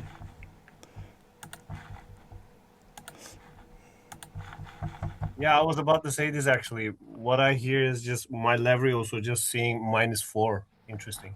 Yeah, I think it's zoom like lowering the level. Let's see. And goodbye, but don't make me smile and spin me around for a night and kiss in the morning, then leave with your head down. Lights start to fade out while I'm saving tears in my eyes. Say Okay, so this section is minus 8.3. Which is cool for a pop track. I mean, on average, if I'll run the whole track, it's probably gonna be with the quiet part. It's gonna be -9 on average, probably, which is it's fine. I would be happy with that level, to be honest.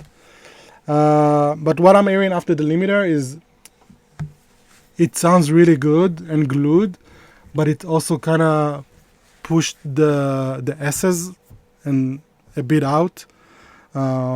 So I would love to like smooth that after the analog gear. I mean, it brings more good rather than bad, clearly. And these are easy things to fix, also in my process and the way I work. So we'll use Specraft for that. And I'll show you how I use that.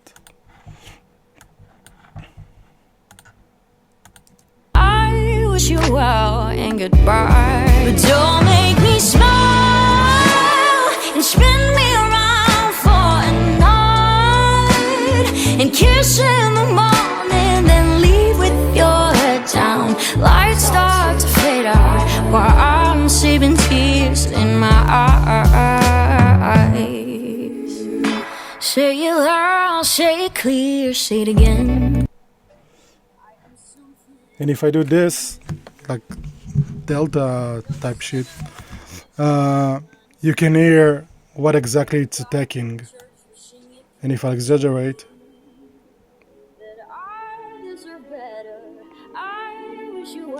I mean, clearly we don't want to get rid of this.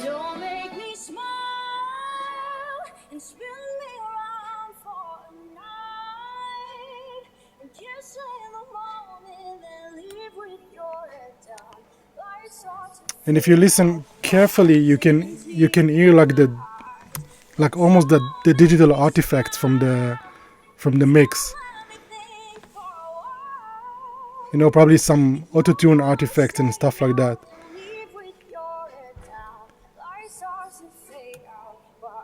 And then if I disable, but don't make me smile, spin me around for a night, kiss in the morning, then leave with your head down. Lights start to fade. Should've thought twice when you rolled the dice. Now you're part of history. Can't afford a crown, acting like a clown. I don't have to make you see, but I deserve better. I wish you well and goodbye, but don't make me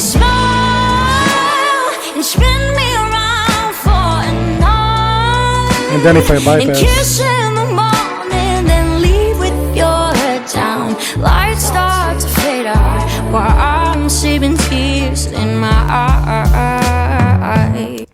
I mean, it's just very clean, and I mean, clearly you still get like S and stuff like that. It doesn't attack your ear like, without it. And I mean, you don't really notice that it's there, so that's why I like this plugin.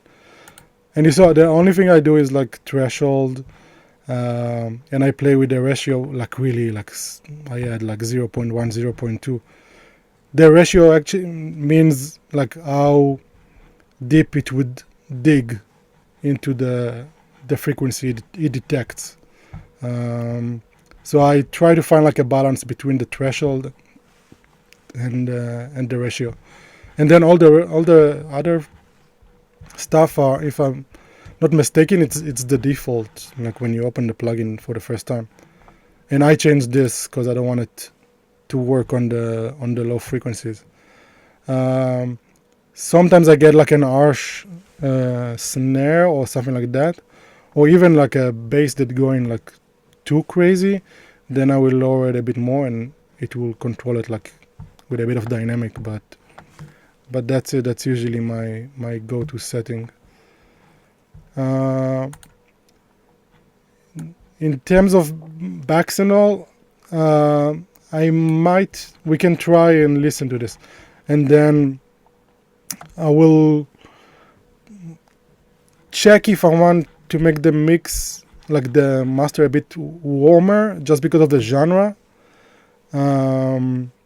But I'm not sure yet. We might do it like in the analog gear because we didn't change any settings yet. So, you know what? Before we actually play with this plugin, let's try and do it on the gear.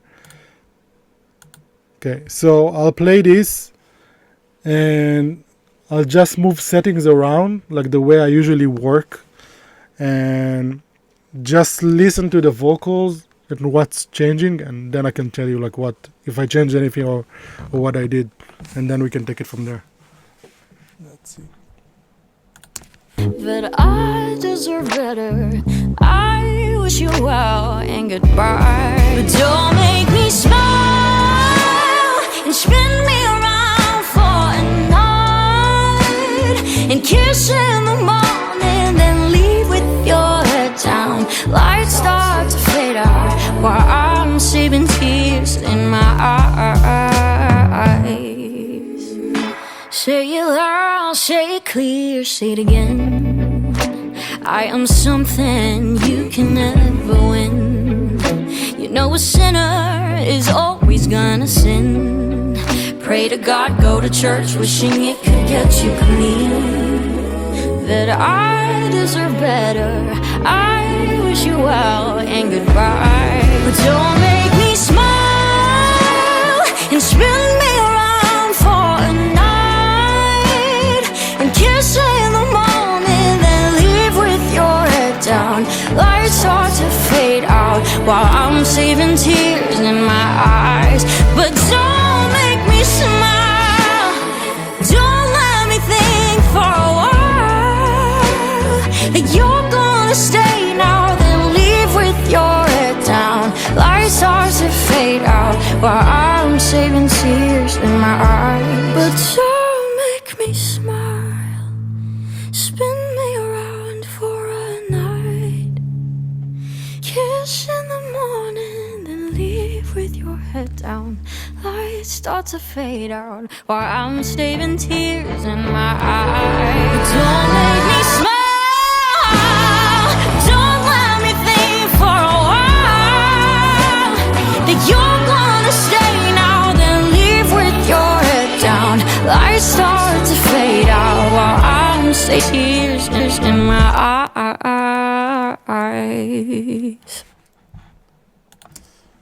Okay, so what did I change? Diamonds in my head, flowers. I moved the UnFairchild to variable 2, which to me is like a bit more indie sounding, like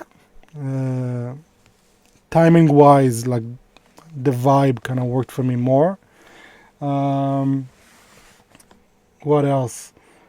I moved on the side frequencies of the EXA from 3.2 kilohertz to 3.6, which is usually the two frequencies I aim for. It's either this or this. And then I added another 0.25 dB on 5.4 kilohertz on the sides, just because I wanted a bit more openness on the vocals. And yeah, that's it. That's all I did now. I think it's a good time also to compare it to the mix, so I'll try and level match them. Let's see. You out and goodbye, but don't make me smile and spin me around for a night and kiss in the morning, then leave with your head down. Lights start to fade out while I'm saving tears in my eyes. But don't make me smile and spin me around for a night and kiss in the morning, then leave with your head down. Lights start to fade out while I'm saving tears in my eyes. But don't make me smile.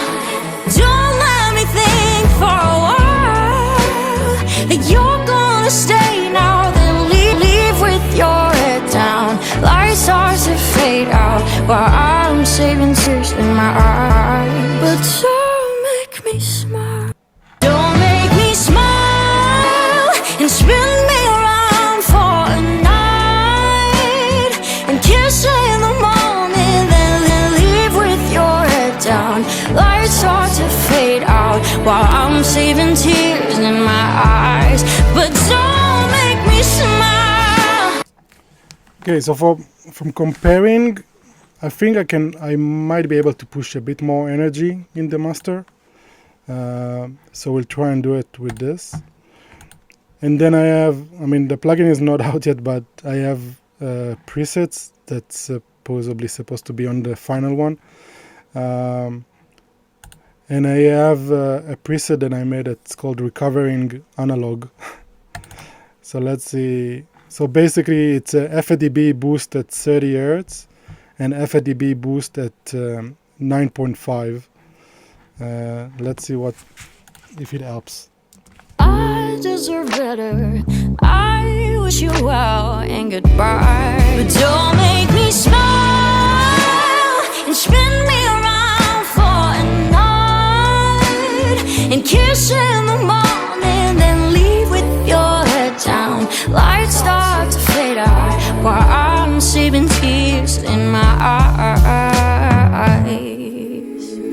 Say it loud, say it clear, say it again. I am something you can never win. You know a sinner is always gonna sin. Pray to God, go to church, wishing it could get you clean.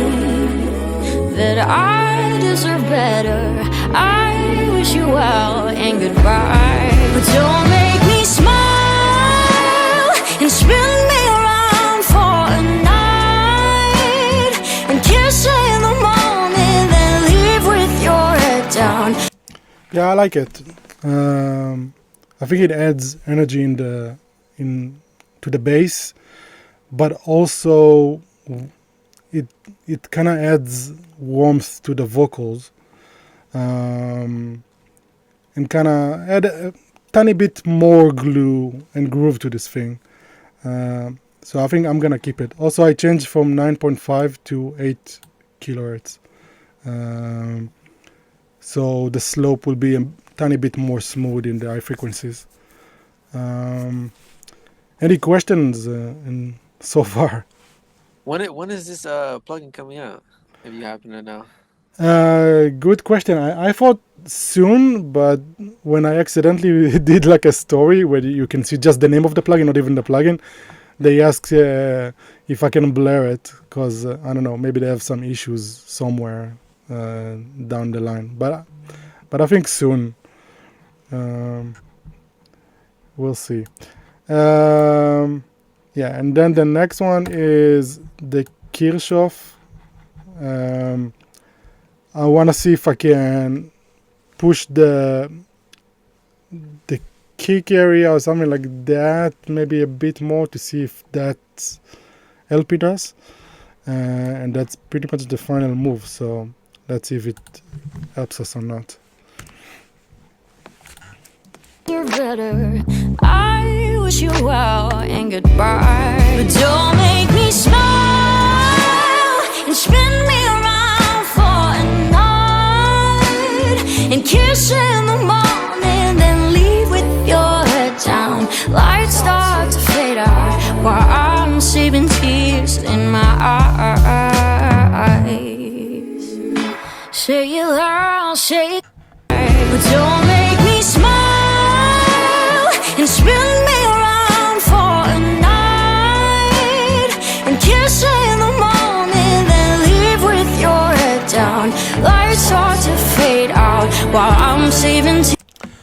So this is like 0.25 dB at 155.5, which it's always amazing to me, like the way like harmonies work and frequencies, because in my head, or I guess in anyone's head, you target like kick or like higher bass frequencies, but try and focus on what actually happening like higher than that, like at the vocals area, like how suddenly the vocal became even fuller, which I'll do it again.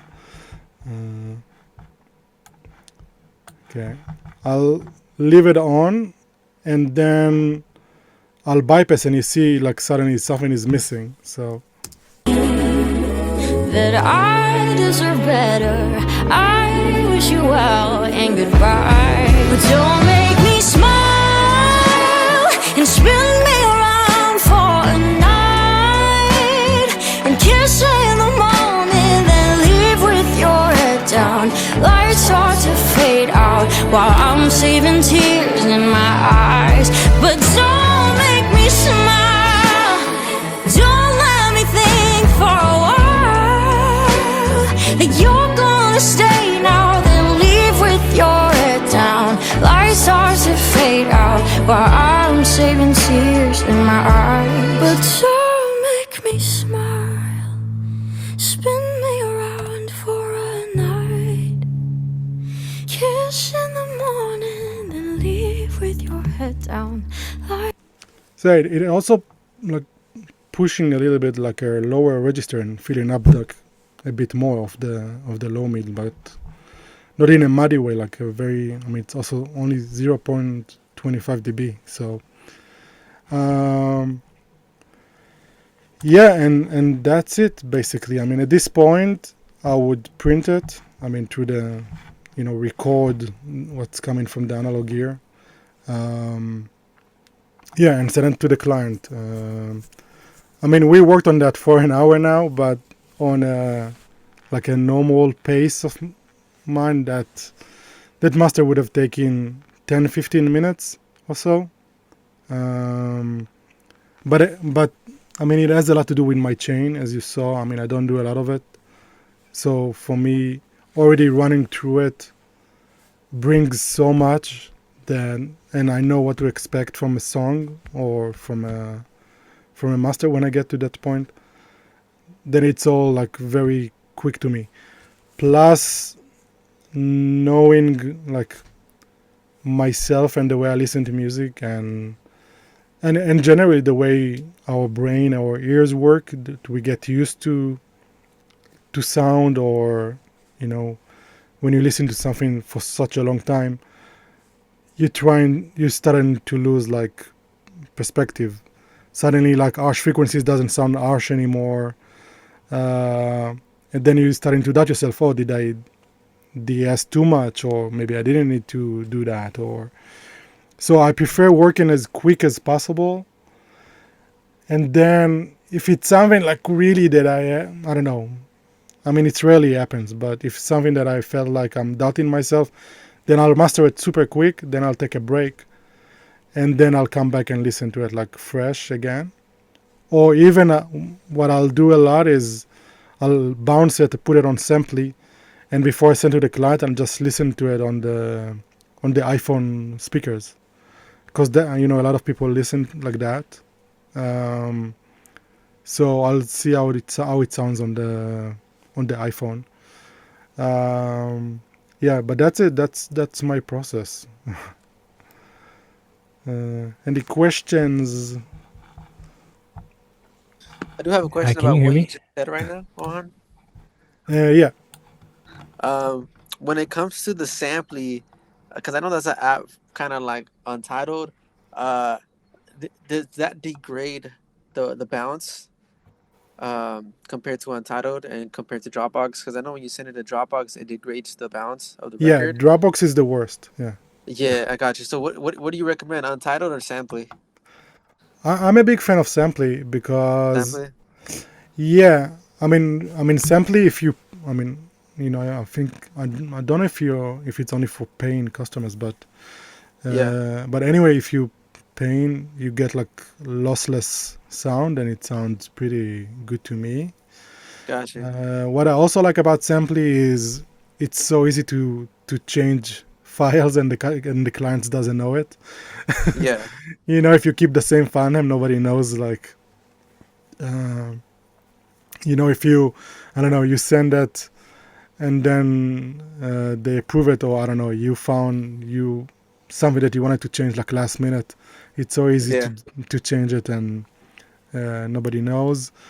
Plus, Gotcha. comparing version, that's super easy. I don't know if Untitled have it. Maybe they do. I don't know. But yeah, I really like Samply, and a lot of people in the industry using Samply nowadays. Gotcha. Yeah, labels like it, so yeah, that works. Gotcha. Thank you. Yeah, I had a quick question here, if you can hear me. Yeah. Hi, Ohad. Thank you so much. This has Hey. been so wonderful. I'm super geeked. Like, I got my favorite engineers, TZOU on here. I'm just like wondering though, because like you get mixes with TZO and Baines, they send things with like the VT5 and everything going, but what Not about anymore, with though. TZO anymore? got rid of his friend.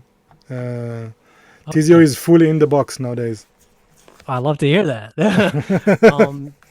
Well, I mean, but for like, I just like wonder, like in terms of like mentality, like in terms of receiving like a mix, do you prefer like for an artist, I guess, like to sauce it up, if you will, or like to get it like transparent because everything's gonna run through what you have, or is it best to just, like you said, like if you have a limiter, like just leave all that on and send that? Yeah. I mean, best for me is to get whatever everybody approved. And usually the artist approved the version with the limiter because they like to listen to it loud. I mean, some master engineers will tell you to remove everything for some reason. I will tell you keep everything on, or at most send me the version with the like super limited or whatever, and another version with just less push into the limiter, and then I can choose. And I have your version limited as a reference. But completely removing like processing and stuff like that. Imagine everybody already like approved the sound, approved the balance and everything, and now we need to go and chase it again. That's like really going backwards here.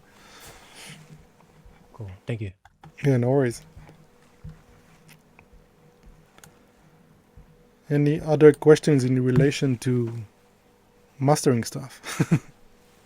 So I was just wondering, how do you handle sample rate conversion and dithering after you printed your version? Mm-hmm. Do you do it with the export tab in Wavelab, or do you do sample rate conversion in RX or So I used to do it. Yeah, I used to do it with RX, but RX, what's annoying about RX, it doesn't have like a multi resample thing. You have to put a song or a couple of songs, whatever, and then choose one settings and then load different settings, blah, blah. And so I found a really good music converter that, I don't know, the resampling sounds really good. at least at like RX level, and it's called DB. I'll write it down. DB power amp.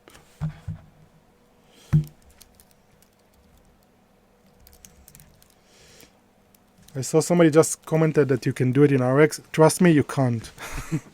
I tested it because I always like looking for things to save me time. But this company, this plugin is like, it's not even a plugin, it's like a standalone software. It's a like one guy thing who's like put like tons of effort in making it like sounding amazing. And yeah, you can do like presets, and basically in one click I can like resample to FLAC MP3, any sample rate I want, whatever, and it takes like 10 seconds. So that's how I do that. So you render the 64-bit file out of Wavelab and then do the dithering and sample Not rate the conversion 64. there. No, I'll render the file I send to the client, which usually it's always 24-bit, and whatever sample rate they send, like 44, 48. And then in that converter, I have like, let's say I work with 44 files, so I have like a template that will convert 48 and whatever I need, or the opposite. But it's always from the 24-bit, not from. I'm not exporting 64. Also because I have to work really fast, so I'll always bounce from Wavelab the files that will go to the client immediately. I mean, I have my own dither here, so I know that's how it sounds. And then the other sample rates I'll do on a different software. That's it. All right, thank you so much.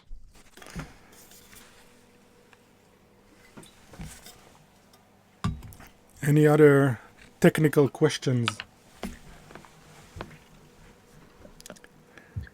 Hey, I just wanted to say thank you for your time, Ohad. I did have just a quick question about the watching the review of this.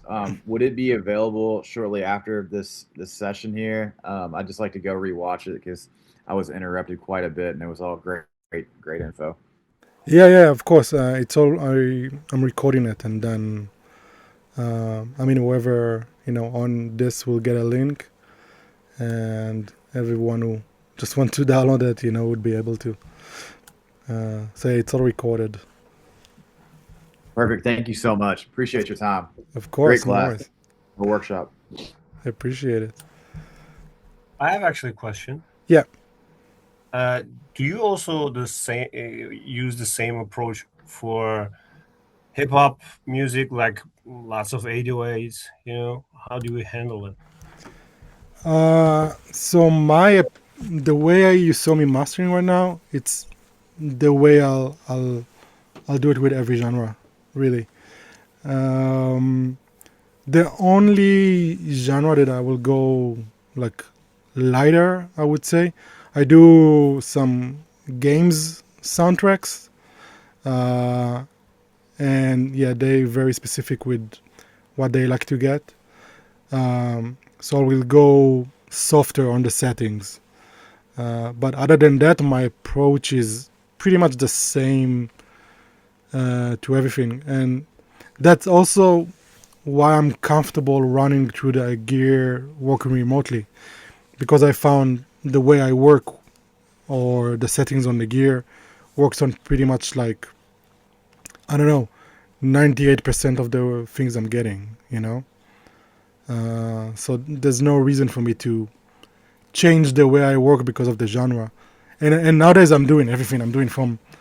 I just did like a shoegaze album, like hard rock. I did indie, did techno tracks today, hip hop, whatever. And it's all the same approach. And I see it with feedback from clients or more like no feedback from clients, so it's working. So yeah, I just run like this with whatever genre it is. So I have a question to ask you, Han. So I know this is kind of like for sure it's a mixing question, but it also goes on to you because you have to master the record. Hmm. Have you ever dealt with a session that someone mixed and they tell you, hey, they didn't have the beat stems, it was only the 2-track and the vocals, and then they send that to you? How do you handle with that? Because now it's kind of like it's kind of difficult to master a record just as a 2-track, Yeah. because the beat stems. But then how do you handle that? So my golden rule that I never break: I don't do stems. I get asked from time to time, like, to do stems mastering.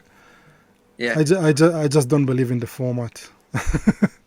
I got you. I would tell you, like, mix it as best as you can, Yeah, and then send it over.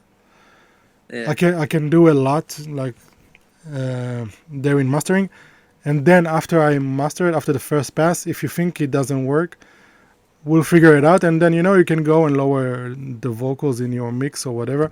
That's why also I don't charge like for like extra revisions and stuff like that. yeah, It's all in my rate. It's like, because I don't like money, like, going against your creativity, or I don't know. People hear different things after a master, and it's so I don't. It's kind of annoying to now. Oh, you heard something after the master, pay me more. So I don't believe in that. So got you. I rather be flexible than doing stems, Yeah, because I'll tell you what stems master for me is like the mixing engineer decided not to take responsibility, on yeah, that, on the mix, and he's like giving it to the master engineer. You decide like the balance now, yeah. and yeah, so I prefer, like, get it mixed as best as you can, and I'll take it from there. But yeah, Gotcha. no Thank stems. you. Thank you. I have a question about vinyl releases. Hmm. Back when you used to clip your Larry quite more, Hmm. did you send the clipped file to the pressing plant and that was okay, or did you capture a quieter version? Um, when I prep files for vinyl, it's always from the same version, uh, from the main version. If it was clipped or wasn't, it doesn't matter. So it's, yeah. I use, I don't know if you know it, TDR Simulate. Yeah, sure. Yeah. Yeah, so I use that to prep files for vinyl. And what's cool on that um, you can hear how it will sound after the print. So if there's issues, I can like immediately deal with before I send to the plant. I until now, I mean, I don't know how many vials I did, like so many, and I never got like issues either from the factory or whoever printed it, or so yeah. And I mean, I think most people work like that. They just use the main version and then tweak that. But yeah, I never had issues. All right, thank you. No worries. Yeah, I think. I mean, we clearly, as always, we're sliding with time here, but I think it would be cool to have like a bit of a chat about, like, if you have questions about like marketing, business, I don't know, moving in the industry, clients, whatever. Like, feel free. I'm like happy to share whatever. Yeah, so I think that's a good segue. Always the goal is always to get more and more clients. How do you how did you approach it in your early days to, kind of reach out to prospective clients with mix engineers, producers? Like, what was your kind of approach? Yeah. So, I mean, you have to first, I don't know, analyze like who can bring you clients, which is usually the person before you. So in my case, it's mixing engineers, even producers. If you're a mixing engineer, then it could be, producers. But there's also the parallel side, which is label people like A&R people, artist managers, sometimes, artists themselves even.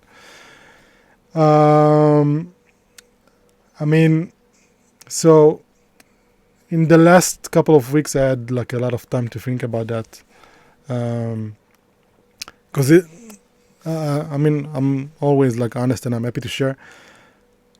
I came from like to this month to March, like after a super intensive like 2.5 years of like killing myself like with marketing and reaching out and thinking like, how do I move forward? How do I bring more clients? How do I make more connections?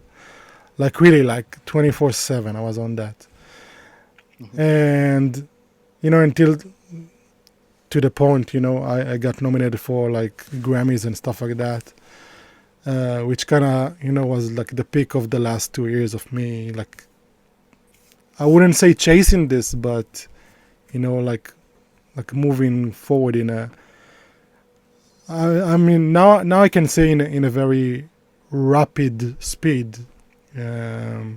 Also like looking around me and talking to friends and stuff like that. And I finally had some time to reflect on that. So I got to March, all hyped, like, oh, I'm after the Grammys and stuff like that, and I'm like, should probably be like fully loaded with work. January, February was sick, was great. And then March, like I had like, I don't know, it was so quiet. Like really, I think I never had like such a quiet, like 2 weeks like straight. And at first I was almost like panicking, like it's I was like, what the hell? Like, what's happening? Did I do something wrong? You're starting to like doubt yourself and stuff like that. And funny enough, from all the people I know and the chat resources we have nowadays, I started a conversation with Claude, with the AI, and I was like, yeah, this is my situation, blah blah, and he actually came up with like such a good like feedback and tip, and I was like, oh, that's actually like makes sense. And he was like, yeah, I think you should take like a week, like not thinking about work like at all. I was like, wow, that's so weird to me. Like I'm like, because I'm like such a big like hustler and chaser, or at least I became like one in the last 2 years. So I took like a week, like really not like doing no marketing, no reaching out, no nothing. And it was like so relieving, I was like I was finally like able to reflect on this like in the last 2 years and this journey and stuff. Yeah, because the outreach and the marketing kind of sometimes takes a toll on you if you don't see because you don't see immediate gains Exactly. back, right? It's you send 100 messages or 100 Yeah. kind of, I'll call it interactions, you get 1 or 2 back, right? And Yeah. it seems to be kind of a little bit demotivating, but you kind of have to keep going, because if you don't, then you're kind of even worse almost off, forgotten, right? it's like you always have like the point like, am I forgotten, like so yeah, that's really like bringing me to that, like you have to find like your lane in that thing and how to promote yourself, and like first, who can be your work supplier, and second, what are you comfortable with like in marketing yourself? Because nowadays there's a lot of ways of marketing yourself and putting yourself out there, and I first have to say, like, the first step is to figure it out with yourself is the technical, almost the technical side, okay? Because can you like, I don't know, can you kind of declare almost that you can mix slash or master at the level of, I don't know, whatever, Tizio, John Castelli, Baines, you know? Or, you know what, I'll put it in different words. Are you like super confident in what you can deliver? Okay, like no second doubts, like, you know, let's say you send a master in like 20 minutes, you're happy about it, no second thoughts, not like working on it for 2 days now. So that's the first step. You need to really be confident in what you can deliver. And then, because the technical side, it's never an issue, you know. If you mix in a good level, then there's no reason for you not to be able to get work from, like, you know, I don't know, A-listers, artists, or whatever. That's not your blockage, the technical side. What's I'll call it blocking you, it's that you are just less known from the other person. So you get to the point, and Tizio told me that pretty in the, like, kind of in the beginning, that you get to the point that you know you sound good, and there's a limit of how good you can sound, you know. It's like, I don't know, my master sounds better than Colin Leonard, I don't know, maybe yes, maybe not, but the difference is who is the most popular right now. Pretty much it becomes like a popularity contest. Yeah. Like, who knows you, who knows your name, do they remember your name, you know? If you come up now, if your name is coming up now in a conversation, are they like, oh yeah, I know this guy, I heard of this guy, you know? So, and then how far your name goes, you know, like, how many layers of people actually know your name. So that's the biggest difficulty, like, to get your name out there to the point where people are actually thinking about you when they're thinking, oh, it's mixing time, oh, it's mastering time, you know, and then in their ad they have like a short list of, like, I don't know, 3-4 engineers, and you're in that list. Yeah. That's the biggest difficulty. So one way of overcoming it is, like you said, you send DMs. Now, like DMs, emails, and stuff like that. That worked for me 2 years ago. You know, that's how I met Tizio. But, you know, Tizio answered, 50 other people did not. So there was also like timing. I don't like to use the term luck, because, you know, luck is like, it's a combo of, like, you know, perseverance and timing and you know, other stuff. But now, for example, well, not now, but let's say after I started working with Tizio and getting bigger projects, then I continued sending DMs and stuff like that, just to keep on pushing my name out there.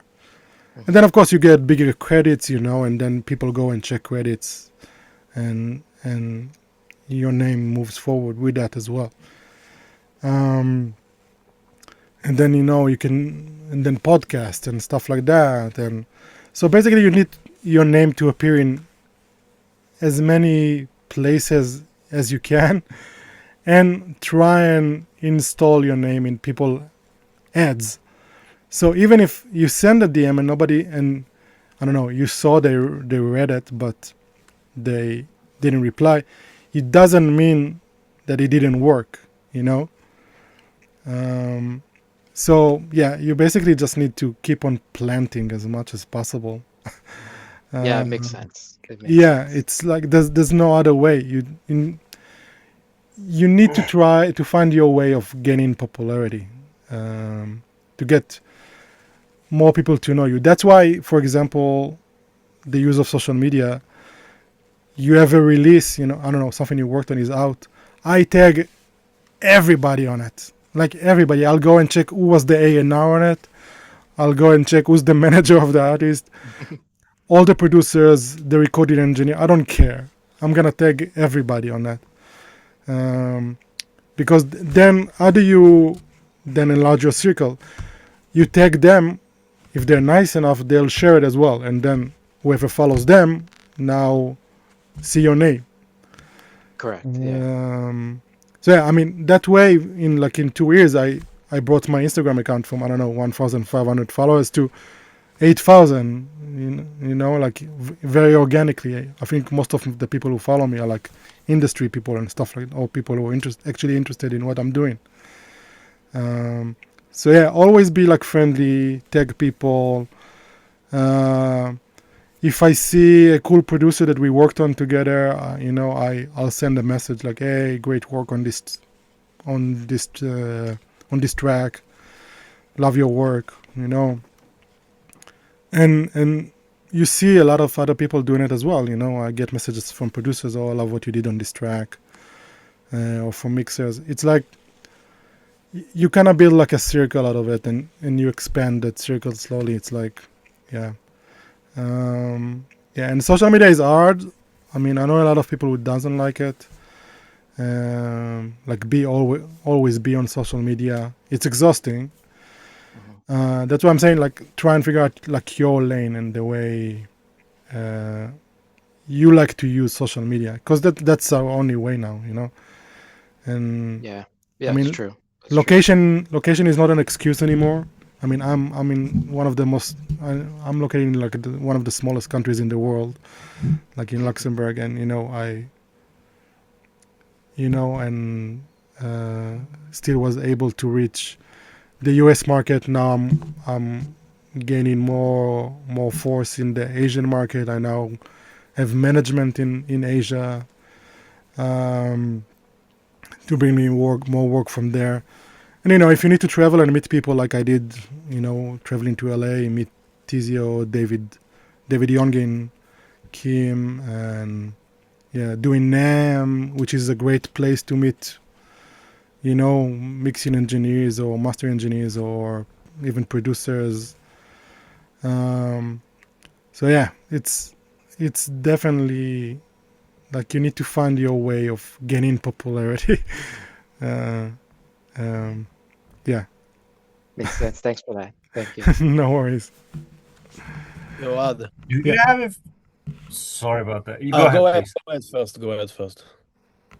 Do you have a fixed rate, or is it charging for the artist or the genre? Because I wanted to work with you for my next project. Actually, that's why I'm asking. So, I mean, I don't share my rate. Yeah. Because I like to keep it like flexible and dynamic. Because I'm well aware that like people can afford this and that, and there's people or labels that can afford this and that. In the label world, yeah, I have like kind of categories or whatever, or sometimes the mixing engineer would tell me, "Hey, you can charge this and that." In the indie world, I kind of have like, what I'm aiming for, but I will, like a lot of the time, I'll just explore with the artist or the producer, like, what they can afford, and I mean, nothing is set in stone with me. I'm not gonna. I'm happy to help out, like win music, and I'm also aware that nobody gotten richer from like extra $20 or $30 or even $50. And I know if a client is happy and he was happy about the service, he will go and spread the word anyway, and more work would come from that. So, it's like, if you have a project, just contact me, and it's gonna be fine. It's like, yeah, it's whatever. Thank you. I have a question, Ohad. Yeah. What about when it comes to invoices? I know invoices are just, I don't know. I feel like a lot of people could relate to, you send the invoice out, you don't hear back from them after like 2 or 3 months, and it's this constant back and forth with trying to get your money. Like if there's any advice that you could give me when it comes to stuff like that, that would be cool. Yeah. I mean, probably the obvious is like don't send the file, or if it's simply block download. Yeah. I started doing that a lot more now. Of course, with labels, it's a no-go. You have to send the files. Yeah. So yeah, unfortunately, with labels, we have to keep on chasing. Even though I have to say, lately, I don't really have issues with labels. They usually, most labels nowadays have a system, like an online system. You just submit an invoice and it's pretty clear, like 30 days, 45 days. So I think nowadays actually last year it was a mess, and this year it seems like it's getting a bit better with invoices. Yeah, with indie, I mean, if it's a new client, I'll usually block it until they, I see they're good for it. They pay the invoice, and then I'll release it. And then the next round, I know, okay, they're actually chill, they're fine. So yeah, just if you think somebody might be flaky, don't send the file. Like, really. Got you. Yeah. And then I have another question to ask you. This actually involves just purchasing gear. What would be like the main thing? Because me, for example, I went from buying a summoning gear to interface to monitors, but I never came to the idea on what should be the first major purchase longevity wise for you won't have to change constantly. What do you recommend? Like, would it be the interface? Would it be the monitors? Would it be laptop? I mean, if you're set, what interface do you use? Right now, I have the Apollo X8, but I think I reached out to you about it, and you told me that about the Aurora Linux, and then I also reached out to Tizio, and Tizio told me the same thing, and I'm like, damn, like I've been stuck with this X8 for a while, and I thought that was like the best interface, but from what you told me, what Tizio told me, and other people have told me, they said that Aurora Linux is the way to go. Yeah, I mean, first, I'm not a fan of UAD interfaces. Second, the Linux Aurora that Tizio also have, it's a really good interface. I had that one in the past. It's really good. Yeah.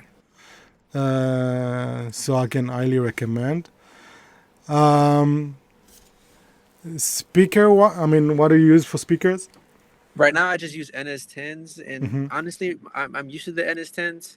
I don't even use my main monitors. My main monitors that I just happen to get so in tune to are the HS8s, but I don't even use them. I trust my ears when it comes to the NS10s. Bro, NS10s are great.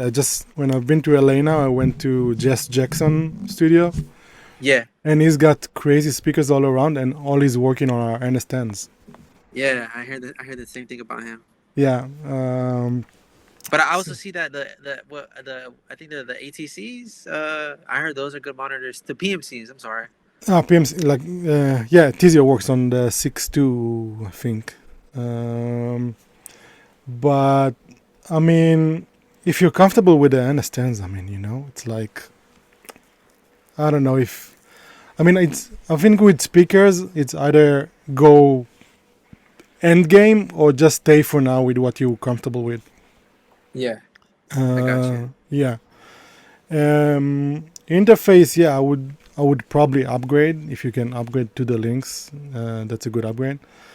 And then in terms of other gear, I don't know, stay in the box. Stay in the box, I got you. I mean, yeah, it's a full-on journey, and I mean, I love analog gear. I'm the last person who would tell you don't buy analog gear. but yeah, unless you really have, like, I don't know, 20K like lying around that you feel like investing in gear and making like a nice mix bus chain or something like that. I got you. I would say just stay in the box nowadays, really. I got you. Okay. Yeah. Do you like the Hilo 2 from Lynx by any chance? Yeah, that's also a great interface. So yeah, that's also a good interface to get. It depends how many, if you need more preamps or not. If it's purely like listening, then yeah, the Lynx is really good. Nice. Yeah. You ever use better?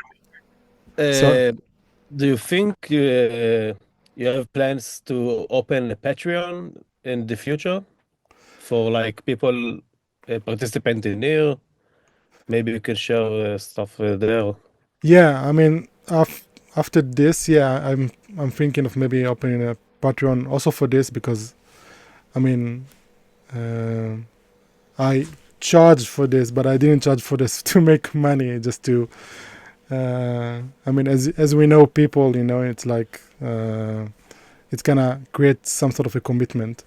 But a lot of people ask me like if I'm gonna record it because they would like to watch it. So I'm kind of thinking to open a Patreon just for that and put this thing up there. But yeah, maybe it just time to create more content and stuff like that. But we'll see. I'll see how it goes. Somebody also asked, how do you start working with labels? Is it through A&Rs? So that's a very good question because that's kind of my status now. I mean, until now, my big feeders were mixing engineers and producers. But as I approached more mixing engineers or became friends with more big name mixing engineers, every time when I'm inquiring, like, let's collaborate and stuff like that, then a lot of them say that most of the time they don't get the option to choose who's gonna master it. Of course, they would love to recommend me or to bring me on a project, but most of the time it's not up to them. And then when you dive in, like, okay, so who's actually like in charge of that? And it always like come down to like A&Rs, and then A&Rs, as we talked before, have their own like kind of default or go-to or current hype master engineer or mixing engineers. They also would like go like genre sometimes, like who's mastering this or who's mixing that. So that's kind of was my kind of focus on the last 3 weeks, how to get more into the circles of like A&Rs and labels, and that's really difficult, to be honest, because they're not really the most communicative people, and it's hard to reach to them like by email and or DMs. And second, if you didn't work with them in the past on a project, then they pretty much will probably ignore you, and so I mean, until now, the relationship I have with a couple of A&Rs were because of like mixing engineers. I was recommended on a project, and then the A&R liked my work and liked how fast I deliver back, and they stayed in touch, even non-related to mixing engineers. Yeah, you're asking over LinkedIn, same thing. Yeah, some are there, but first, most of them won't even approve you as a connection, and second, they barely check like messages there. I just started doing it like here and there, but it's so far it's only been exhausting and not very like gifting. So, but I don't know. I'll see. Yeah, but A&R, yeah, it seems like there's a short list of like a couple of engineers, and yeah, if you're not in that circle of like 4 or 5 engineers currently that are the hype, we'll call it, then it's really hard to get into label work.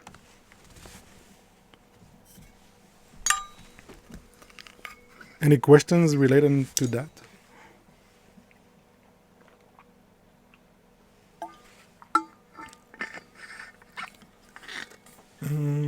Another question is matter. How do you make deals with mixing engineers? You don't need to make deals with mixing engineers, really. I mean, a mix engineer will approach you because he likes your work, and you will think you're beneficial to his work. So, and the mixing engineer is usually not the guy who's paying you, so you don't really need to make a deal with the mixing engineer.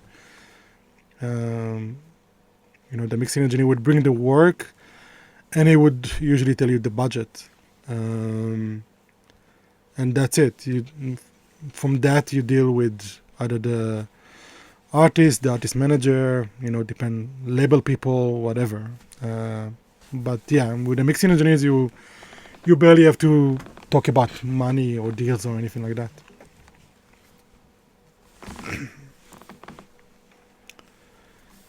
Any other questions?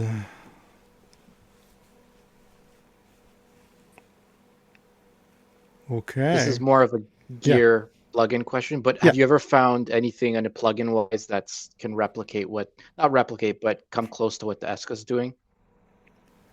The Exa, you mean? Yeah, the Eska, sorry, yeah. No. Yeah, I figured that. Not it's even such an invisible piece of hardware that kind of injects a little bit of something in there. And that always drags the discussion of, if it's transparent, then why not using a plugin? Mm-hmm. But it's not that kind of transparent, yeah. yeah, exactly. Yeah, it kind of, I know what you mean. Thanks. Yeah, I mean, there's the Soma plugin, which is also based on a NIF EQ, NIF Soma. Mm-hmm. And I added EQ, but I replaced that with the Terry Audio CEQ because the Soma is a great EQ, but it felt to me like it's kind of in between a lot of things. Like, makes sense. Yeah. The plugin is okay. I don't know. I tried it. I wasn't too. It kind of sounds harsh. It's not great. So, I mean, in terms of EQ plugins, if anything that I can recommend that sounded the closest to me to being like maybe analog is the Zontec from Make Believe. Metric Halo. Yeah, Metric Halo Make Believe, yeah. I've been using that until pretty recently, until that I got that beta version of that box and all. I really like that one. The shelves on that Zontec plugin are really nice. And generally, Make Believe and Metric Halo are making like really killer plugins right now. Mm-hmm. Them and Mixwave, and I mean Schwab, of course. The iFall. iFall is amazing. The iFall is really good. So there's and of course natural audio with AL1. There's some really cool like plugin designers right now out there. If you're not going for the beasts like Plugin Alliance and Waves and all of these. So it's pretty cool. I mean, I kind of prefer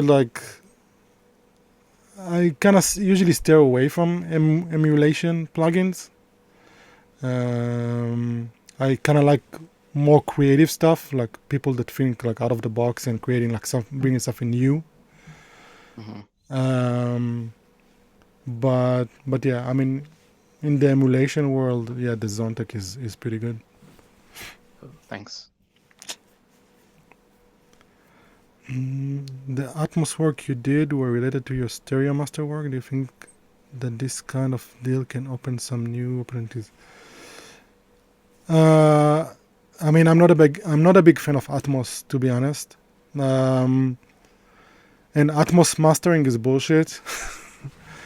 It's just a money making thing, to be honest. Because the whole Atmos thing is like happening in the mix, and if it's a good Atmos mixer, he knows already how to keep the right levels and the peak. I mean, it happened to me that I got sent Atmos mixes and I was asked to master them, especially in case of an album, like try to make the Atmos more coherent on the album.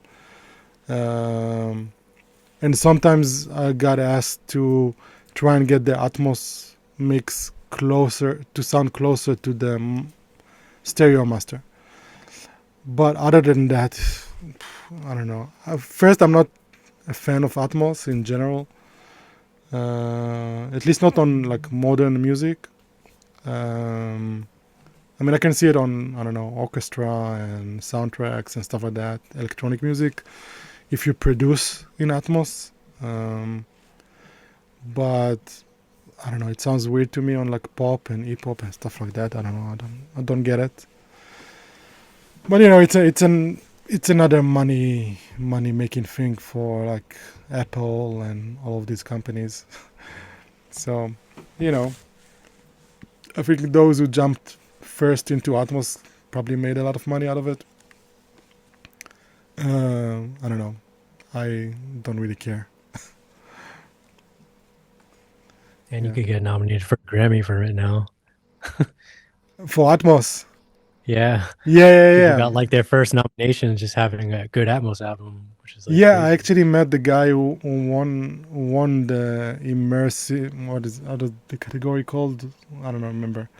But the guy who won the Grammy for it, I met him outside like the Grammys, because we're following each other on Instagram, and so yeah, it was. But if I remember correctly, he also produced everything in Atmos, and which makes way more sense. I think they're all, Justin Gray, exactly. If I remember correctly, he produced or recorded everything in Atmos. I don't remember exactly, but it was aiming for Atmos from the get-go, which is the difference.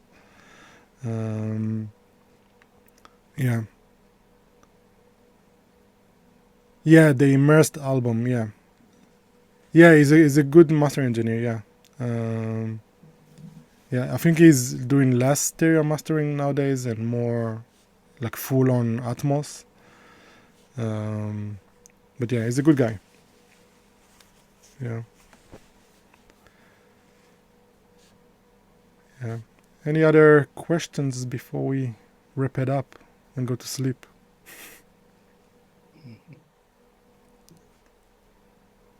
Alrighty. I mean, thank you so much for being here. It was fun. Always fun to talk about gear and everything. Wait, Ohad, I have one question, bro. Yeah, My go bad. for it. So for on your Grace monitor, when you know, I mentioned this question earlier about like, you know, I guess the sweet spot for playing back on monitors. When it comes to the Grace monitor, did you change any settings on your Grace monitor that you would recommend, or is it straight default? It was just plug and play, or did you tune anything? So it depends, because I'm plugged to my speakers with AES. Yeah. So the Grace have a function called digital speaker, and what it does basically, it skips the converter in it. I got you. Yeah, so that's you get the cleanest signal. Otherwise, again, one of those things that I rarely use, like any of the settings on this. Like I mean, I don't check mono, so I never use the mono. Right. It's for me the Grace. Maybe it's an overkill, but it's literally just like a volume knob for a digital speaker. I got you. Yeah. So you said that you left it at AES. You did AES, or you did digital? Yeah, AES is digital, so AES Okay, cable. Yeah. I got you. Yeah. Unfortunately, there's barely any audio interfaces out there with like gain control over a digital level. Yeah. That's why I had to get the Grace. I think only maybe RME maybe have that, but I don't know. But the Grace was the, and I also needed like a way to plug in my record player. Gotcha. So Grace was the best. I mean, if my guy who built the speakers will come out with a remote for them, it would be amazing. I can probably sell the Grace. Yeah, cool. Yeah, I mean, I'm all more into the more minimal, the better. But Grace is great. It's really, I mean, it's a really, really nice monitor controller. Gotcha. Thank you. Yeah, no worries. All right, guys. Thank you so much again. So everything is recorded. I will upload it either on, I don't know, YouTube, or I don't know, I'll figure out like a platform and I'll send everybody like a link. Yeah, thanks again for all your great questions. It was really fun. And yeah, have a good night, good day, wherever you are. And yeah, keep making music, Thank huh? you. Thank you so man. much. Thank you. For your time. Have a good night. Thank you. Thank you.